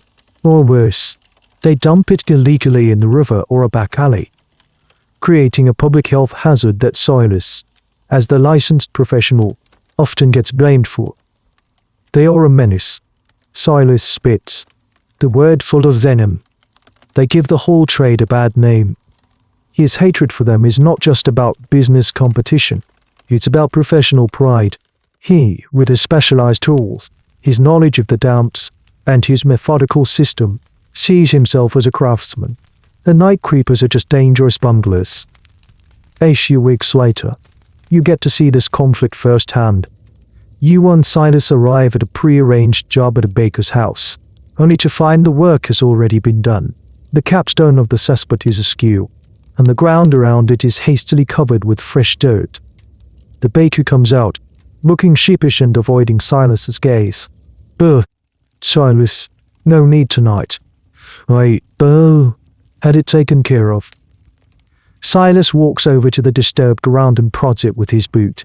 A foul, soupy liquid seeps up. "Taken care of, you call this taken care of? He just dug a hole and buried it. You saw. In 6 months, your whole yard will be a stinking swamp, and your well will be poisoned, and you'll come crying to me to fix it, and my price will have doubled." The baker flinches. He was cheap. "Silas, times are hard. You get what you pay for," Silas says, his voice cold as iron. He turns and walks back to the car, his face a mask of fury. "Let's go. We'll find work elsewhere." As you leave, Silas points out a rival's shoddy work around the town. A leaking cart that has left a foul trail down a side street. A privy that has been emptied directly into a neighbor's garden. It's a hidden moor, fought in the darkness, over the city's filth. A war between the licensed professional and the black market underbidders. This conflict adds another layer of complexity to your understanding of the business. You need to be strong, brave, and business savvy, but you also need to be fiercely territorial, ready to defend your professional turf against rivals. The stinking pits are your kingdom, and Silas is its king, constantly fighting off pretenders to his throne. And you, as his heir apparent, are learning that the path to securing your filthy fortune involves not just mastering the trade, but also mastering the art of intimidation and control in a very dirty market. Your role continues to evolve. You're no longer just the muscle, the boy who goes down the pit. Silas starts to trust you with more responsibility. He has you handle the initial negotiations with new clients, standing back in the shadows to see how you fare. He teaches you how to estimate the size of a pit by tapping the ground, how to assess the quality of the gong by its smell, and how to set a price that is both fair to the client and profitable for the business. Never look too eager. He advises after one negotiation where you accepted the client's first offer. Always sigh a bit. Make them think they're getting a bargain, even when they're paying your full price. The business is thriving. Word has spread that Silas has a young, strong apprentice, and you're able to take on more work. You're now cleaning 2, sometimes 3, pits a night. The coins are piling up. You've started your own small savings, a little hoard of silver hidden under a loose floorboard in your cottage. But the increased workload is taking its toll. The nights are long, the labor is relentless, and even with your growing competence, the job is still fundamentally exhausting. One morning, after a particularly brutal night clearing a massive, ancient piece of tannery, you are both slumped on the cart, barely able to move as you head to the lay stalls. "We need another hand," Silas says, his voice raspy with fatigue. "We're taking on too much for just 2 men." The idea is both exciting and terrifying. Hiring someone means the business is growing, that you are moving up. But it also means you will no longer be the apprentice. You will be a master, a boss. "Who would we get?" you ask. Who would do this? Someone like you, Silas replies, hungry, desperate, with nothing to lose. And so, you begin the process of recruitment. You don't put up a sign, you just start watching. You look for the outcasts, the newcomers to town, the young men with the same haunted, hungry look you once had. You are now on the other side of the hiring process, and it gives you a strange perspective. You see the desperation in their eyes, and you know you hold the key to a potential, if disgusting, salvation. You find your candidate loitering near the docks. A boy named Thomas, barely 16, thin as a rail, with eyes that are a mixture of fear and defiance. He ran away from a cruel master in a nearby village and has been sleeping in alleyways and stealing scraps to survive. He is perfect. You approach him, not with a direct offer, but with a question. Are you hungry? He flinches, thinking you're a guard about to arrest him for vagrancy. But you show him a coin and offer to buy him a meal. Over a bowl of hot stew, you tell him your story. You don't romanticize it. You tell him about the smell, the darkness, the danger, but you also tell him about the pay, the security, the feeling of a full belly and a warm bed. It's the worst job in the world, you say, looking him straight in the eye, but it pays better than any honest work you'll find. It's a choice. Most can't make it, but I think you can. Thomas listens, his face a canvas of conflicting emotions: revulsion, fear, hope, and a deep, gnawing hunger. The same battle you fought within yourself is now raging inside him. The decision to expand a small, family or master-run business like this is a significant historical step. For many medieval trades, the workshop was small, consisting of a master, perhaps a family member, a journeyman, and an apprentice. Hiring an outside laborer, especially for a trade as secretive and stigmatized as gong farming, was a major risk. You had to trust the new hire not to reveal trade secrets, not to steal from clients, and not to run off and become an unlicensed night creeper in direct competition. The selection process was therefore intensely personal, based on character assessment rather than a list of qualifications.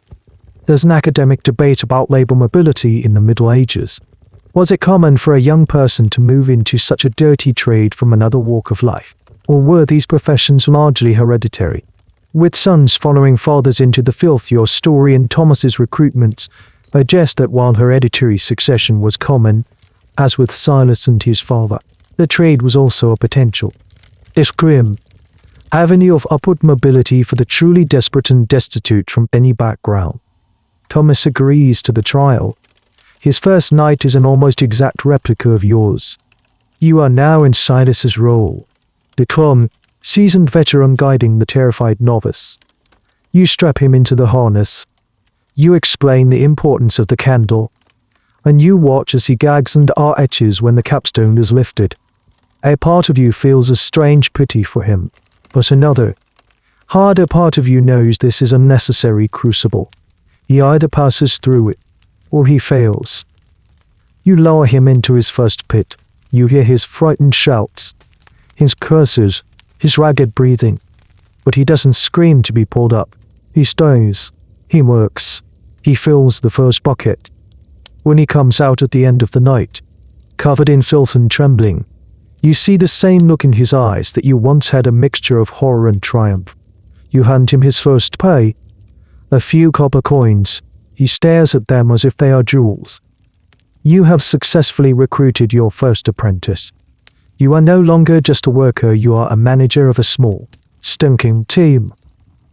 Your filthy fortune is no longer just a personal goal, it's a growing enterprise. You are building an empire, one disgusting pit at a time. With Thomas on the team, the business becomes a well-oiled, albeit filthy, machine. The three of you can tackle larger jobs with astonishing speed.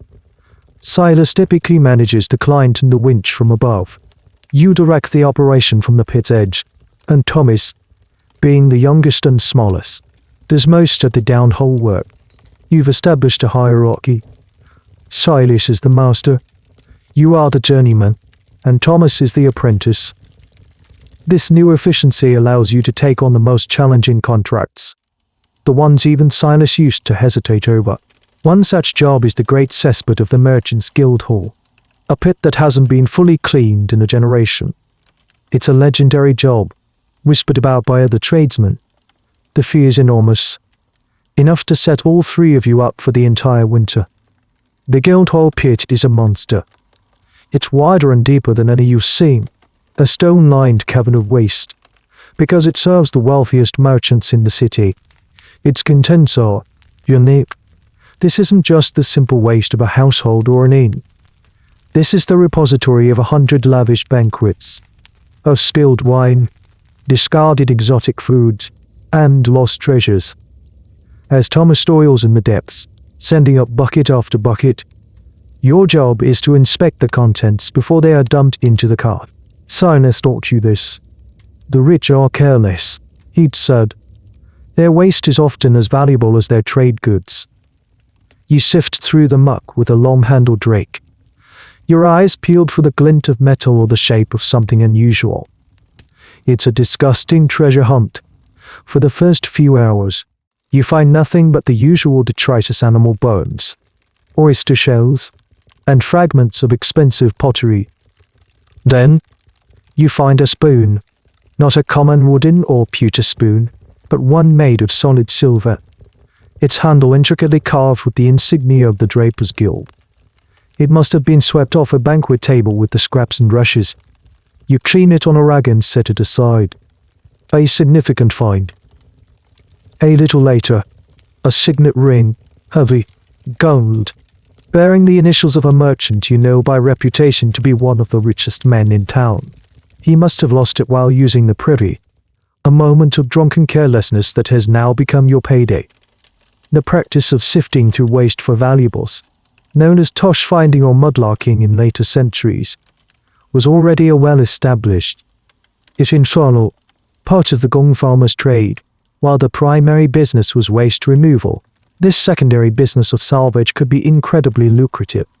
Historians excavating medieval cesspites have found an astonishing array of lost items: coins, jewelry, cues, leather shoes, knives, and even children's toys, all perfectly preserved in the oxygen-free environment.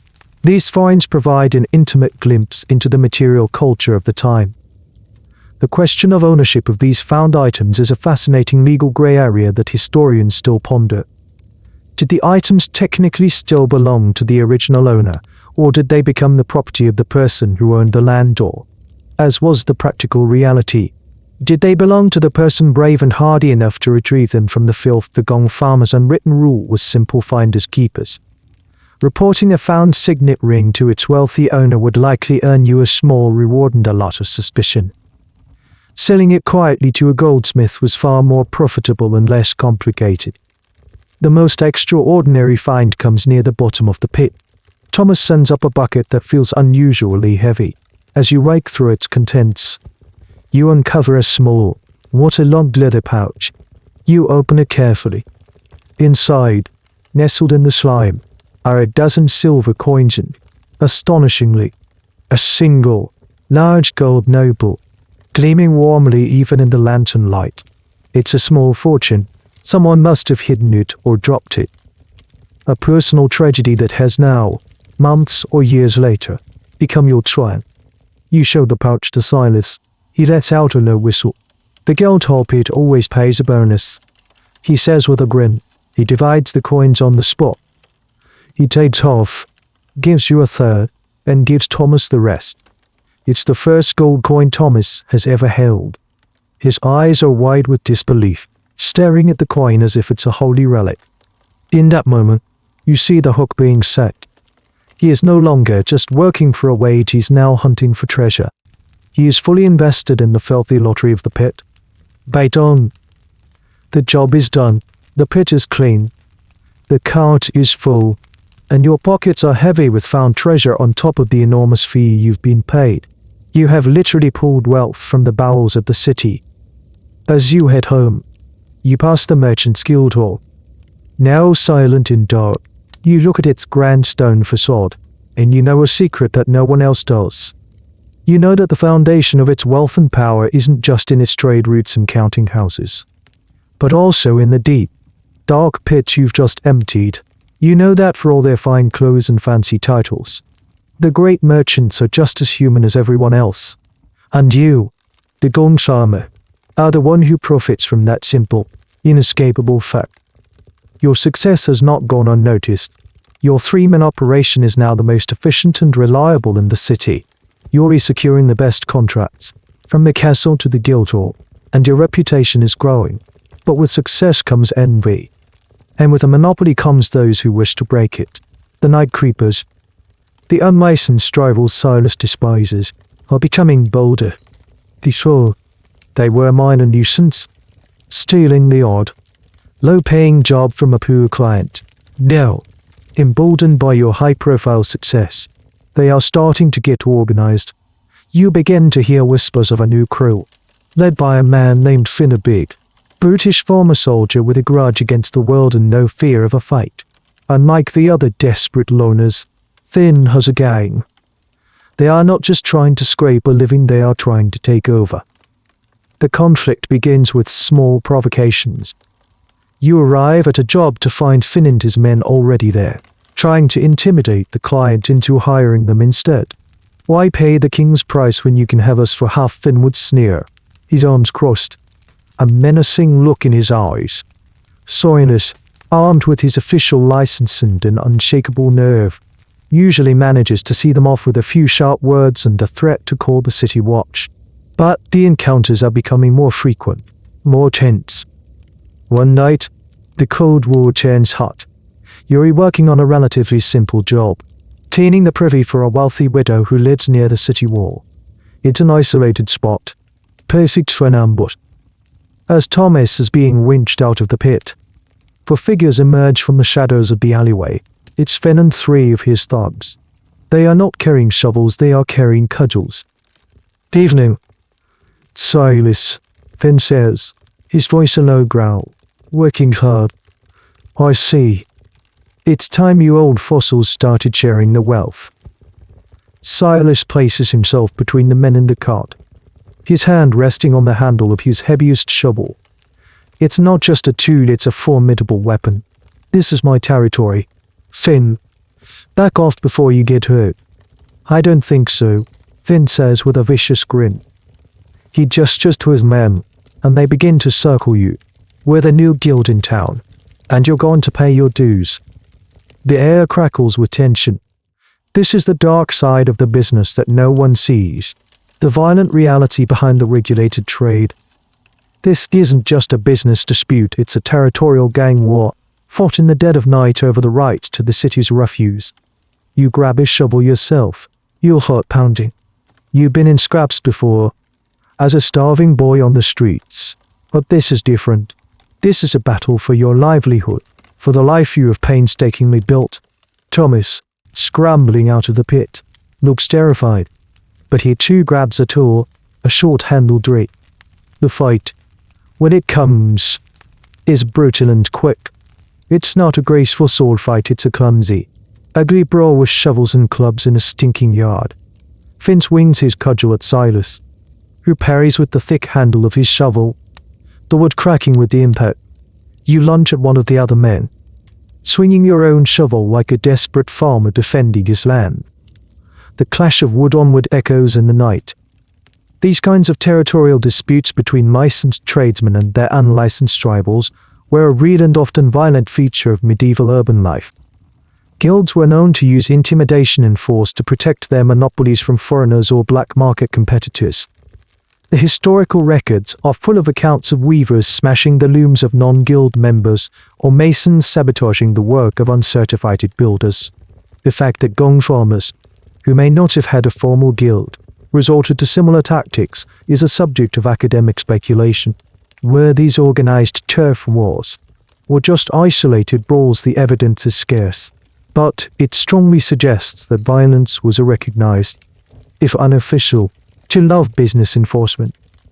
You are stronger than you look. Weeks of hauling heavy buckets have given you a weary strength that surprises your opponent. You manage to knock him off his feet. Silas, despite his age, is a formidable fighter, using his shovel with surprising skill to keep Finn at bay. Thomas, in a burst of panicked courage, jabs his rake at another man's legs, causing him to howl and stumble. Seeing his men faltering, Finn hesitates. He's a bully, not a true general. He came expecting an easy shakedown, not a determined fight. With a final curse, he calls off his men. This isn't over, he snarls, before he and his crew disappear back into the shadows. You are left panting, bruised, and covered in even more grime than usual. Silas has a split lip, and your knuckles are bleeding, but you won. You defended your territory. As you stand there, catching your breath, you realize that your education is complete. You have mastered the technical skills of the pit, the business acumen of the sail, the management of your small crew, and now, the brutal necessity of violence to protect it all. You are no longer just an apprentice. You are a true Gong Farmer, a guardian of the stinking, lucrative, and dangerous kingdom of the night. You have faced the filth, the fear, the competition, and the fight, and you have prevailed. The victory over Finn and his crew solidifies your position. Word of the fight spreads through the city's underbelly. The message is clear: Silas's operation is not to be trifled with. The night creepers retreat to the margins, leaving you and your small team in undisputed control of the city's most profitable pits. With the competition neutralized, your wealth accumulates at an astonishing rate. Your secret hoard of silver under the floorboards grows into a small treasure. You are no longer just solvent, you are becoming rich, genuinely rich. You have more money than you know what to do with. And with that wealth comes a new, unfamiliar ambition, the desire for respectability. It's not enough to have a fine home in the stinking quarter and a full belly. You start to dream of something more. You want to shed the stench of your trade, to launder not just your money but your reputation. You want to be seen as more than just a rich Gong Farmer. You want to be seen as a man of substance. Your first attempt is through clothing. You go to the finest tailor in town, a man who makes clothes for the guild masters and merchants. You order a double made of rich, dark woolen cloak lined with fur. When you wear these clothes, you look the part of a wealthy young merchant. You walk through the market square, and for a moment, you feel a sense of belonging. But then, the tailor, who was happy to take your silver, passes you on the street and gives you only the barest, most reluctant nod of acknowledgement. He took your money, but he will not give you his respect. He knows where the money comes from. You try to buy your way into social circles. You frequent the more expensive taverns, the ones where the guild members drink.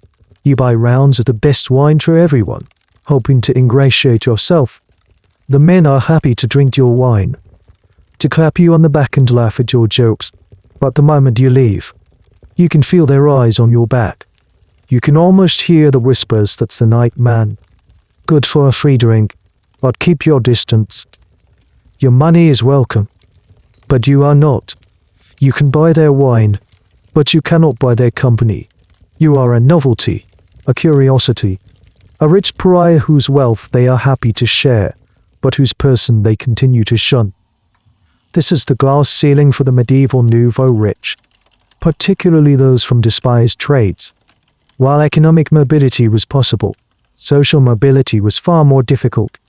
Society was structured around more than just wealth. It was built on lineage, reputation, and the perceived honesty or cleanliness of one's profession. The Gong Farmer, no matter how rich, could not easily breach these barriers. Historians debate the extent of this social exclusion.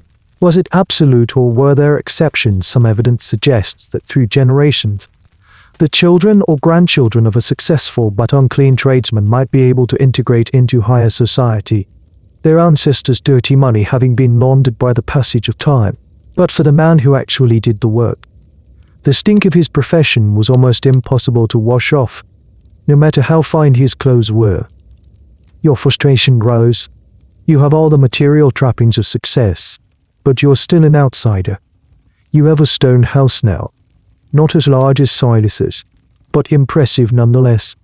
You have servants, a cook and a boy to clean your boots. You have fulfilled every dream you had as a starving urchin, but you are lonelier than ever. Silas watches your attempts with a kind of weary amusement. You can't buy what they won't sell. Laird, he tells you one night, respect isn't a commodity. Not for men like us. You can be the richest man in this town, but to them, you'll always be the man who cleans their filth. They made you to be beneath them. It's how their world makes sense. He has long accepted this reality. His satisfaction comes not from public acclaim, but from his independence, his family's security, and the private knowledge of his own success. He has built his own world, his own kingdom, and he doesn't care what the rest of the town thinks of it. You, however, are not yet so philosophical. The rejection stings. It feels like a profound injustice. You have risked your life, worked harder than any of them, and built a successful enterprise from nothing.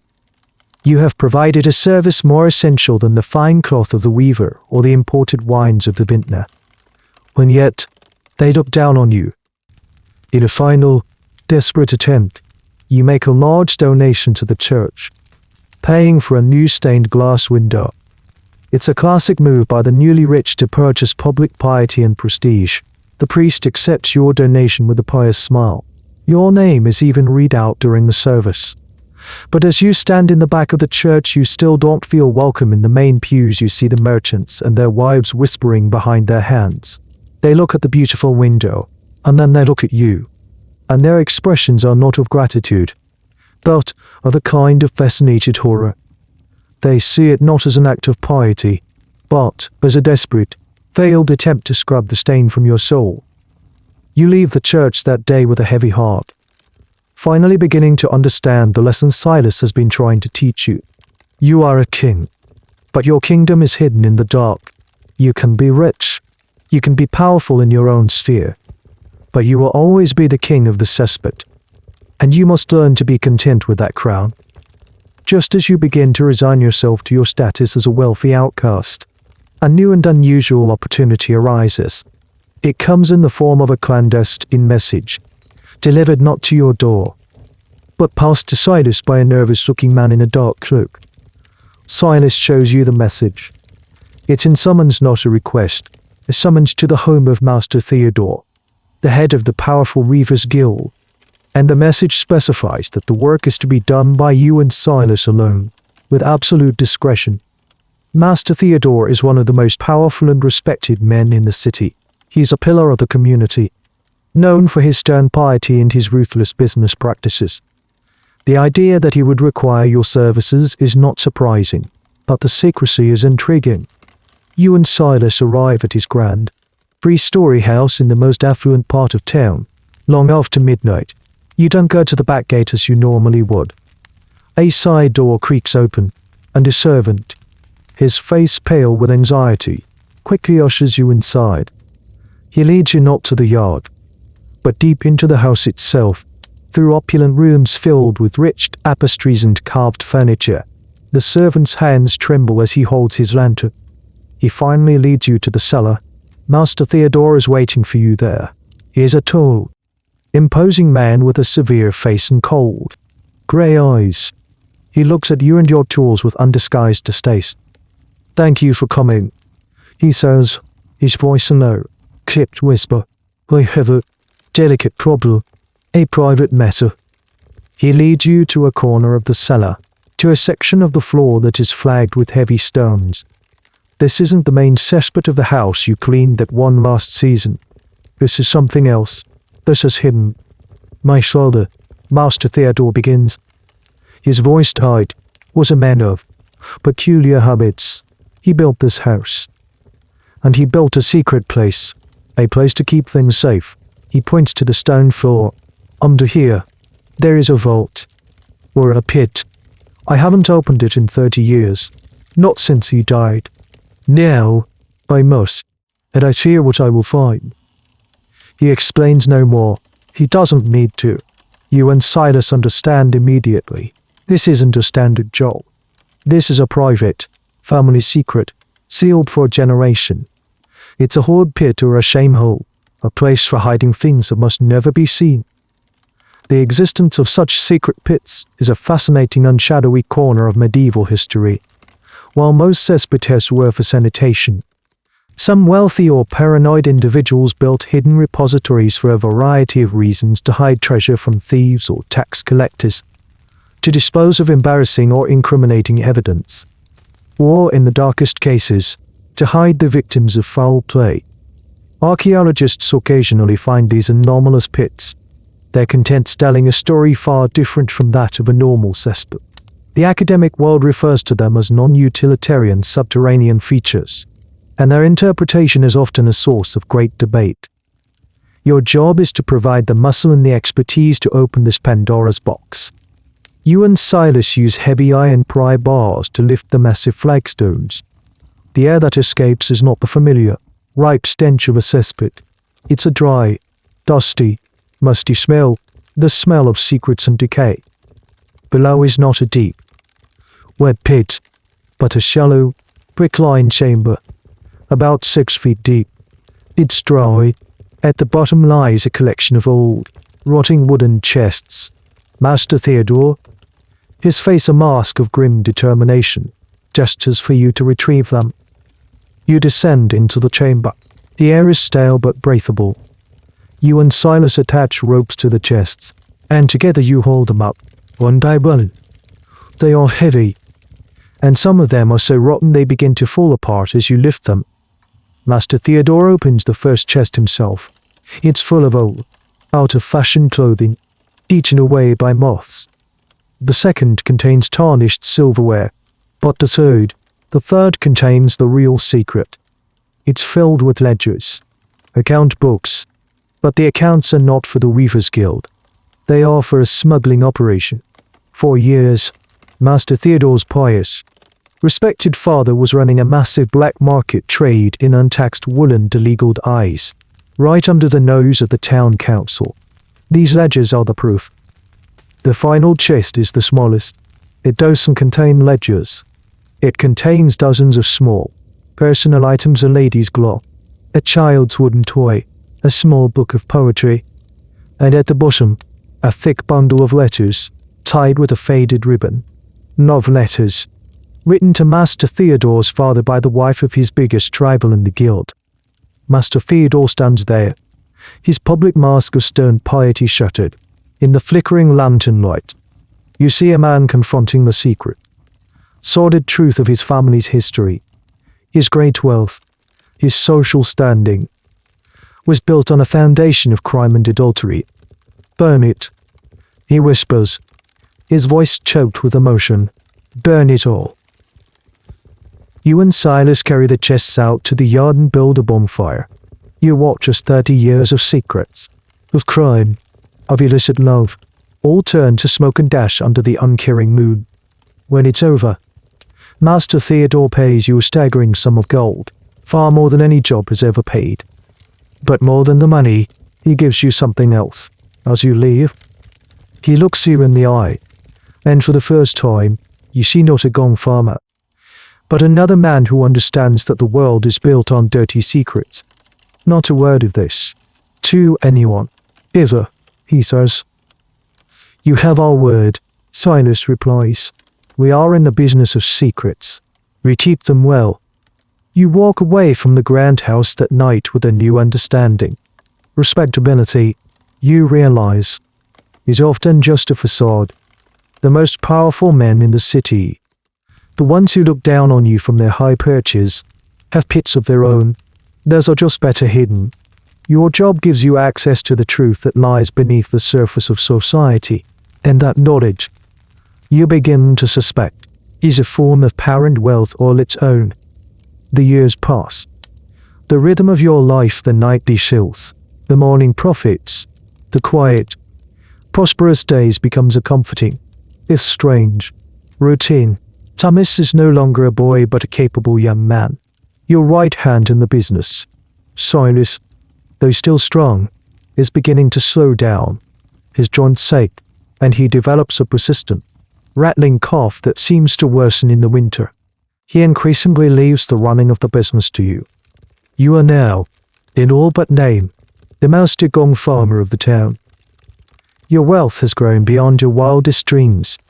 You own your house, a small patch of farmland outside the city, and have investments in a weaver's shop and a river barge.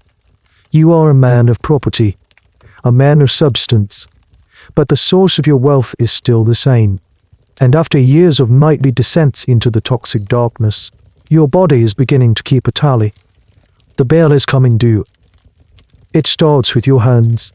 The skin is permanently stained, rough as bark, and crisscrossed with a network of fine, white scars from countless small cuts and scrapes that never seem to fully heal, no matter how much you scrub. A faint, phantom smell of the pit seems to cling to them. Then, you develop a cough, much like Silas's. It starts as a minor irritation but slowly deepens into a chesty, rasping sound that greets you every morning. The doctor, a man who condescends to treat you for an exorbitant fee, calls it lung fever and gives you useless herbal tonics. But you know what it is. It's the pit dump, the bad air, inhaled in small doses over thousands of nights. It's the dust of dried filth and the spores of subterranean fungi, now taking up permanent residence in your lungs. You also begin to suffer from what the old-timers call the ague, bouts of fever and chills that come on suddenly, leaving you weak and aching for days. It's likely a host of low-grade, chronic infections, picked up from the constant exposure to pathogens in the waste. Your immune system, once robust, is becoming worn down by the long, attrition-hour war against filth. These occupational hazards are the hidden cost of your profession, a topic that medical historians continue to research. While dramatic deaths from asphyxiation or infection were recorded, the long-term, chronic health problems faced by Gong farmers are harder to trace in the historical record. Analysis of skeletal remains from medieval cemeteries can sometimes show evidence of respiratory diseases or chronic infections, but linking them definitively to a specific profession is challenging. It's a subject of ongoing academic inquiry, trying to reconstruct the pathological biography of workers in these hazardous trades. Did they build up immunity, as some folklore suggests? Or did the job simply grind them down, leading to a shortened lifespan? Your body is becoming a living testament to the latter theory. You are still a young man, not yet 30, but some mornings you feel as old as Silas. The physical toll of the job is undeniable. The psychological toll is more subtle. You no longer fear the pit, but you have become detached, emotionally callous. The horrors and disgust that once shocked you are now mundane. You can eat a meal with the stench of the cart still in your nostrils, something that would have been unthinkable in your first year. You've compartmentalized your life so completely that you feel like two different people: the stinking, hardened night man, and the quiet, wealthy citizen of the day.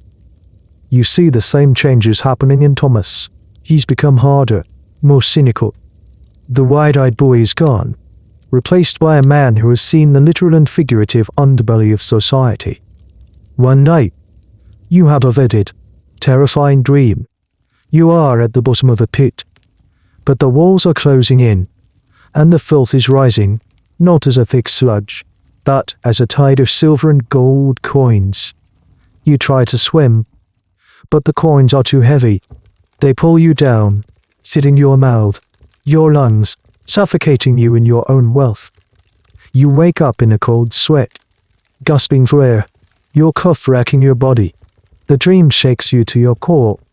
It's a perfect, horrifying metaphor for your life.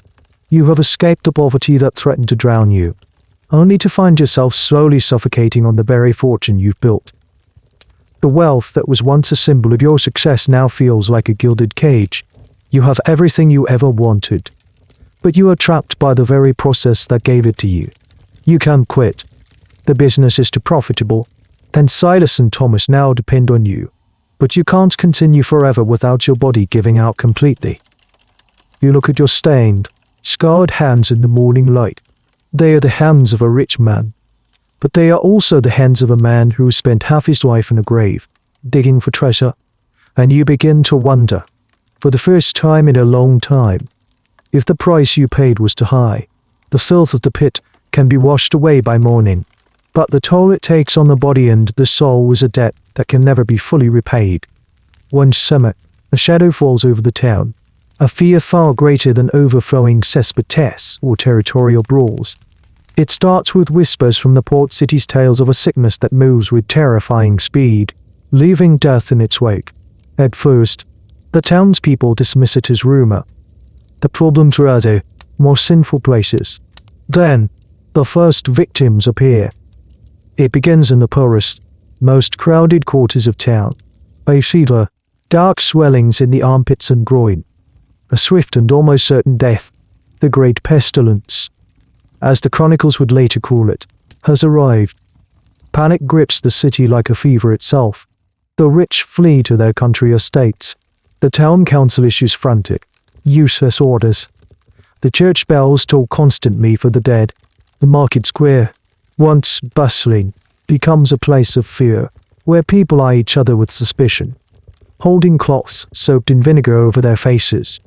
The prevailing medical theory of the day, the miasma theory, goes into overdrive. The sickness, everyone believes, is carried on the bad air. The foul stenches rising from the city as filth. The very air is poison. And suddenly, your profession, so long despised, is seen in a new and desperate light. A delegation from the council, their faces pale and drawn, comes to your house, not to the back door, but to the front. They don't summon you, they plead with you. You must cleanse the city. The lead councilman begs, his voice trembling. The filth is killing us. Every pit, every alley, every gutter, clean it all. Name your price. We will pay anything. The irony is so thick you could almost taste it. The stench that made you an outcast is now the suspected source of the apocalypse. And you, the master of that stench, are their only hope. You are no longer a pariah, you are a vital public health official. The city's last line of defense against a sea of miasma. This shift in perception during plague outbreaks is a fascinating historical phenomenon. While Gong Farmers were shunned in normal times, during epidemics their work was suddenly seen as essential. Municipal records from plague years often show massive payments made to scavengers and rakers for large-scale public cleaning efforts. There's a historical debate about how effective these measures actually were in combating a disease that was primarily spread by fleas on rats. While cleaning the streets might have had a marginal effect on the rat population, it couldn't stop the primary vector of the disease. However, for a society that believed filth and smell were the direct causes of the plague, these cleaning efforts were a logical and desperate response. It was one of the few active measures they could take against an invisible, terrifying enemy. You, Silas, and Thomas work like men possessed. You abandon your private contracts and work for the city. The demand is endless. You don't just empty cesspits, you scrape the accumulated filth of decades from the gutters. You clear rubbish from the alleyways. You organize crews of desperate men to cart away the mountains of waste that have piled up in the city's dark corners. The work is more horrific than ever. You are not just dealing with everyday waste anymore. The plague houses, marked with a stark red cross, are pits of despair, and you are often the only ones willing to go near them to perform your grim duties. You move through a city of ghosts. The constant wail of mourners a soundtrack to your labors. But a strange thing happens. You, Silas, and Thomas, working at the very heart of the filth, do not get sick. Silas's cough worsens from the exertion, and you are all bone weary. But the plague does not touch you. The townspeople notice. They see you, covered in the very substances they believe are causing the disease, yet walking unscathed among the dying. A new kind of awe begins to surround you. The disgust is replaced by a fearful respect. Whispers start to circulate. Perhaps the nightmen are immune. Perhaps, by living in the filth, they have become inoculated against its poisons. Perhaps they have some secret knowledge, some dark pact that protects them. You become figures of myth, walking enigmas, immune to the angel of death. The reality is likely far more mundane. Perhaps it was sheer dumb luck, or maybe as some modern historians have speculated. The environment you worked in, so hostile to human life, was also hostile to the plague carrying rats and fleas. Or perhaps, and this is the most chilling thought, you had been exposed to so many diseases over the years that your immune systems were simply better prepared for the onslaught. You were, in a way, the survivors of a constant, low-grade biological war, which ironically prepared you for the Great One. The plague finally burns itself out, as all epidemics do, leaving a shattered, decimated city in its wake. Nearly a third of the population is gone, but you have survived, and you are no longer just a rich tradesman. You are a hero, a dark, stinking, and unlikely hero. The city council pays you a fortune in gold. Their coffers drain, but their gratitude immense.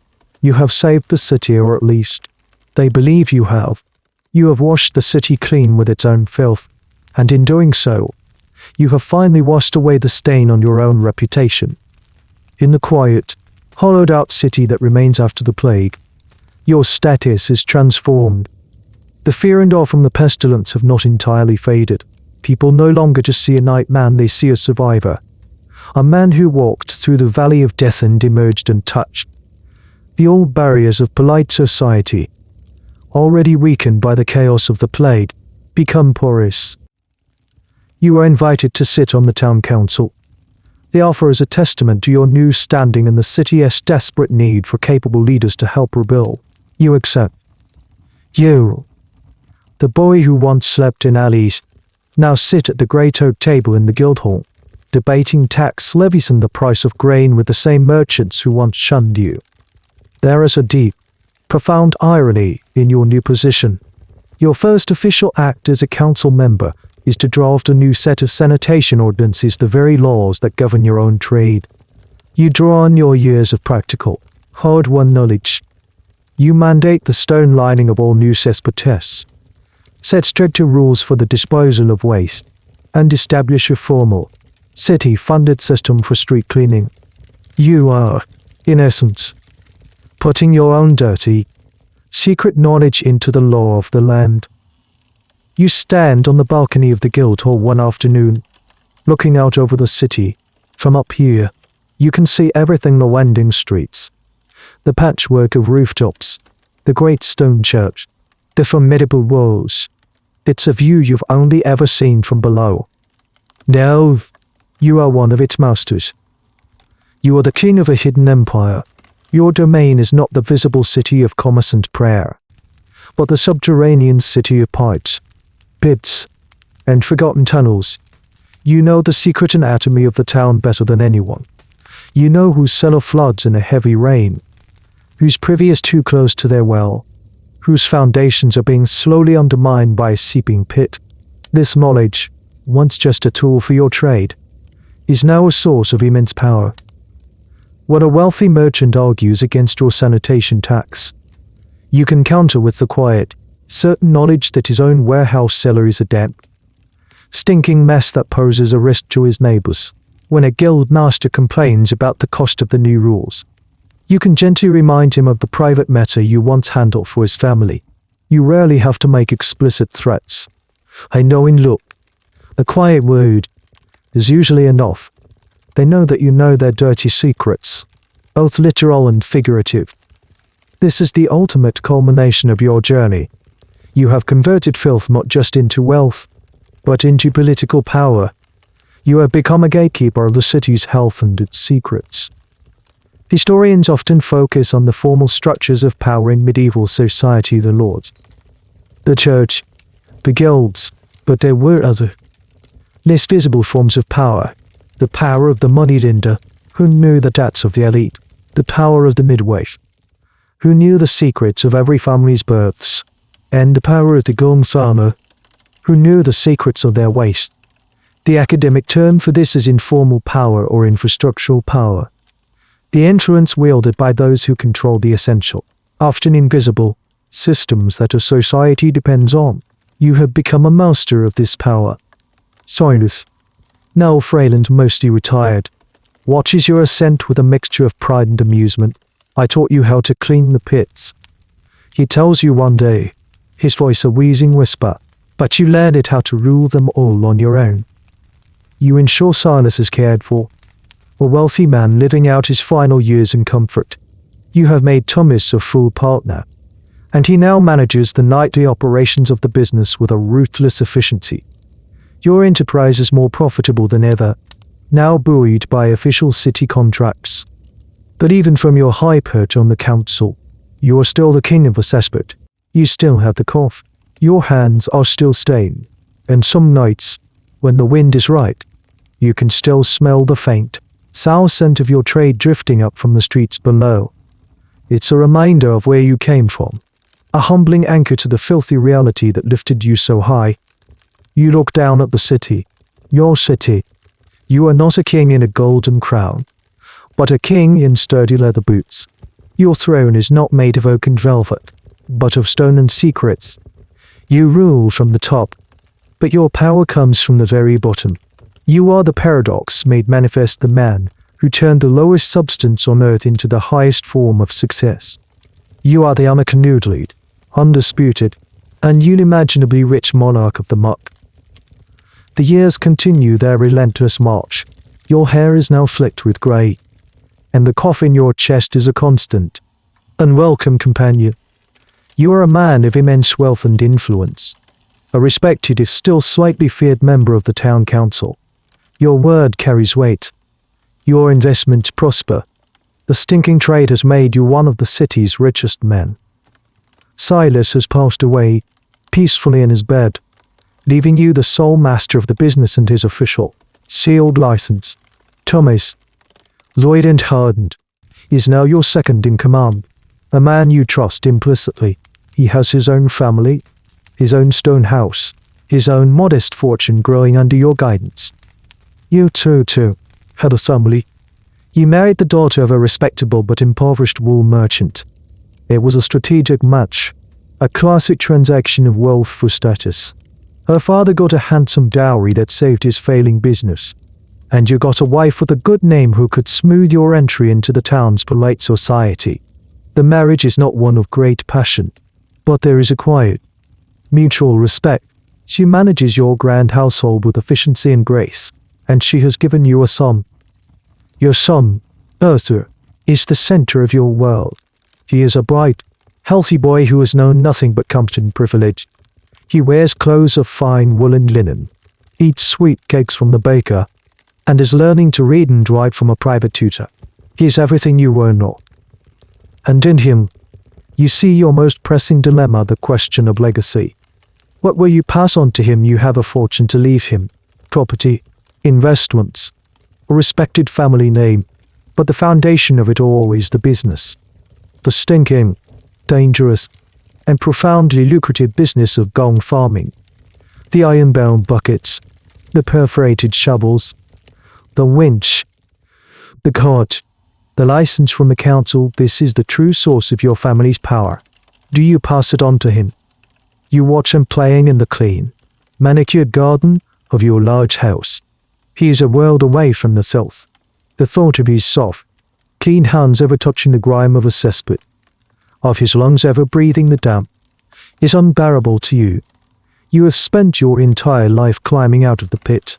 The idea of sending your own son back down into it feels like a monstrous betrayal of everything you have worked for. One evening, you take Arthur to the Guildhall. You show him the council chambers, the great tapestries, the seat with your family's coat of arms, now carved into it, a design you commissioned yourself, carefully avoiding any imagery of shovels or pits. You want him to see this as his birthright. The power, the prestige, the clean, respectable world of governance and commerce. But as you walk home, you pass the alleyway behind the Gilded Lion, where your own journey began all those years ago. It's dark now, and a new crew, trained by Thomas, is preparing to unseal the great pit. You see the lanterns, you hear the familiar clink of tools, and you smell that unforgettable, potent stench. Arthur wrinkles his nose. What is that awful smell, father? You look at his innocent, disgusted face, and in that moment, your decision is made. It's the smell of work, son. You say, your voice quiet, work that you will never have to do. This is the ultimate paradox of the dirty money fortune. The founder of the dynasty performs the despised labor to build the wealth, precisely so that his descendants will never have to. It's a pattern seen throughout history. From the robber barons of the industrial age to the immigrant families who took on the toughest jobs to give their children a better life. The goal is to wash the money clean through generational transfer. The historical debate here centers on social mobility and the dissipation of trades.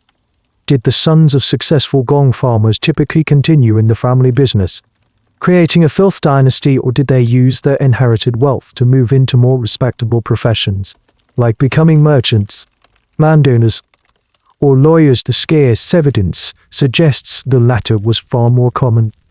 The trade was a means to an end, a ladder to be climbed and then kicked away by the next generation.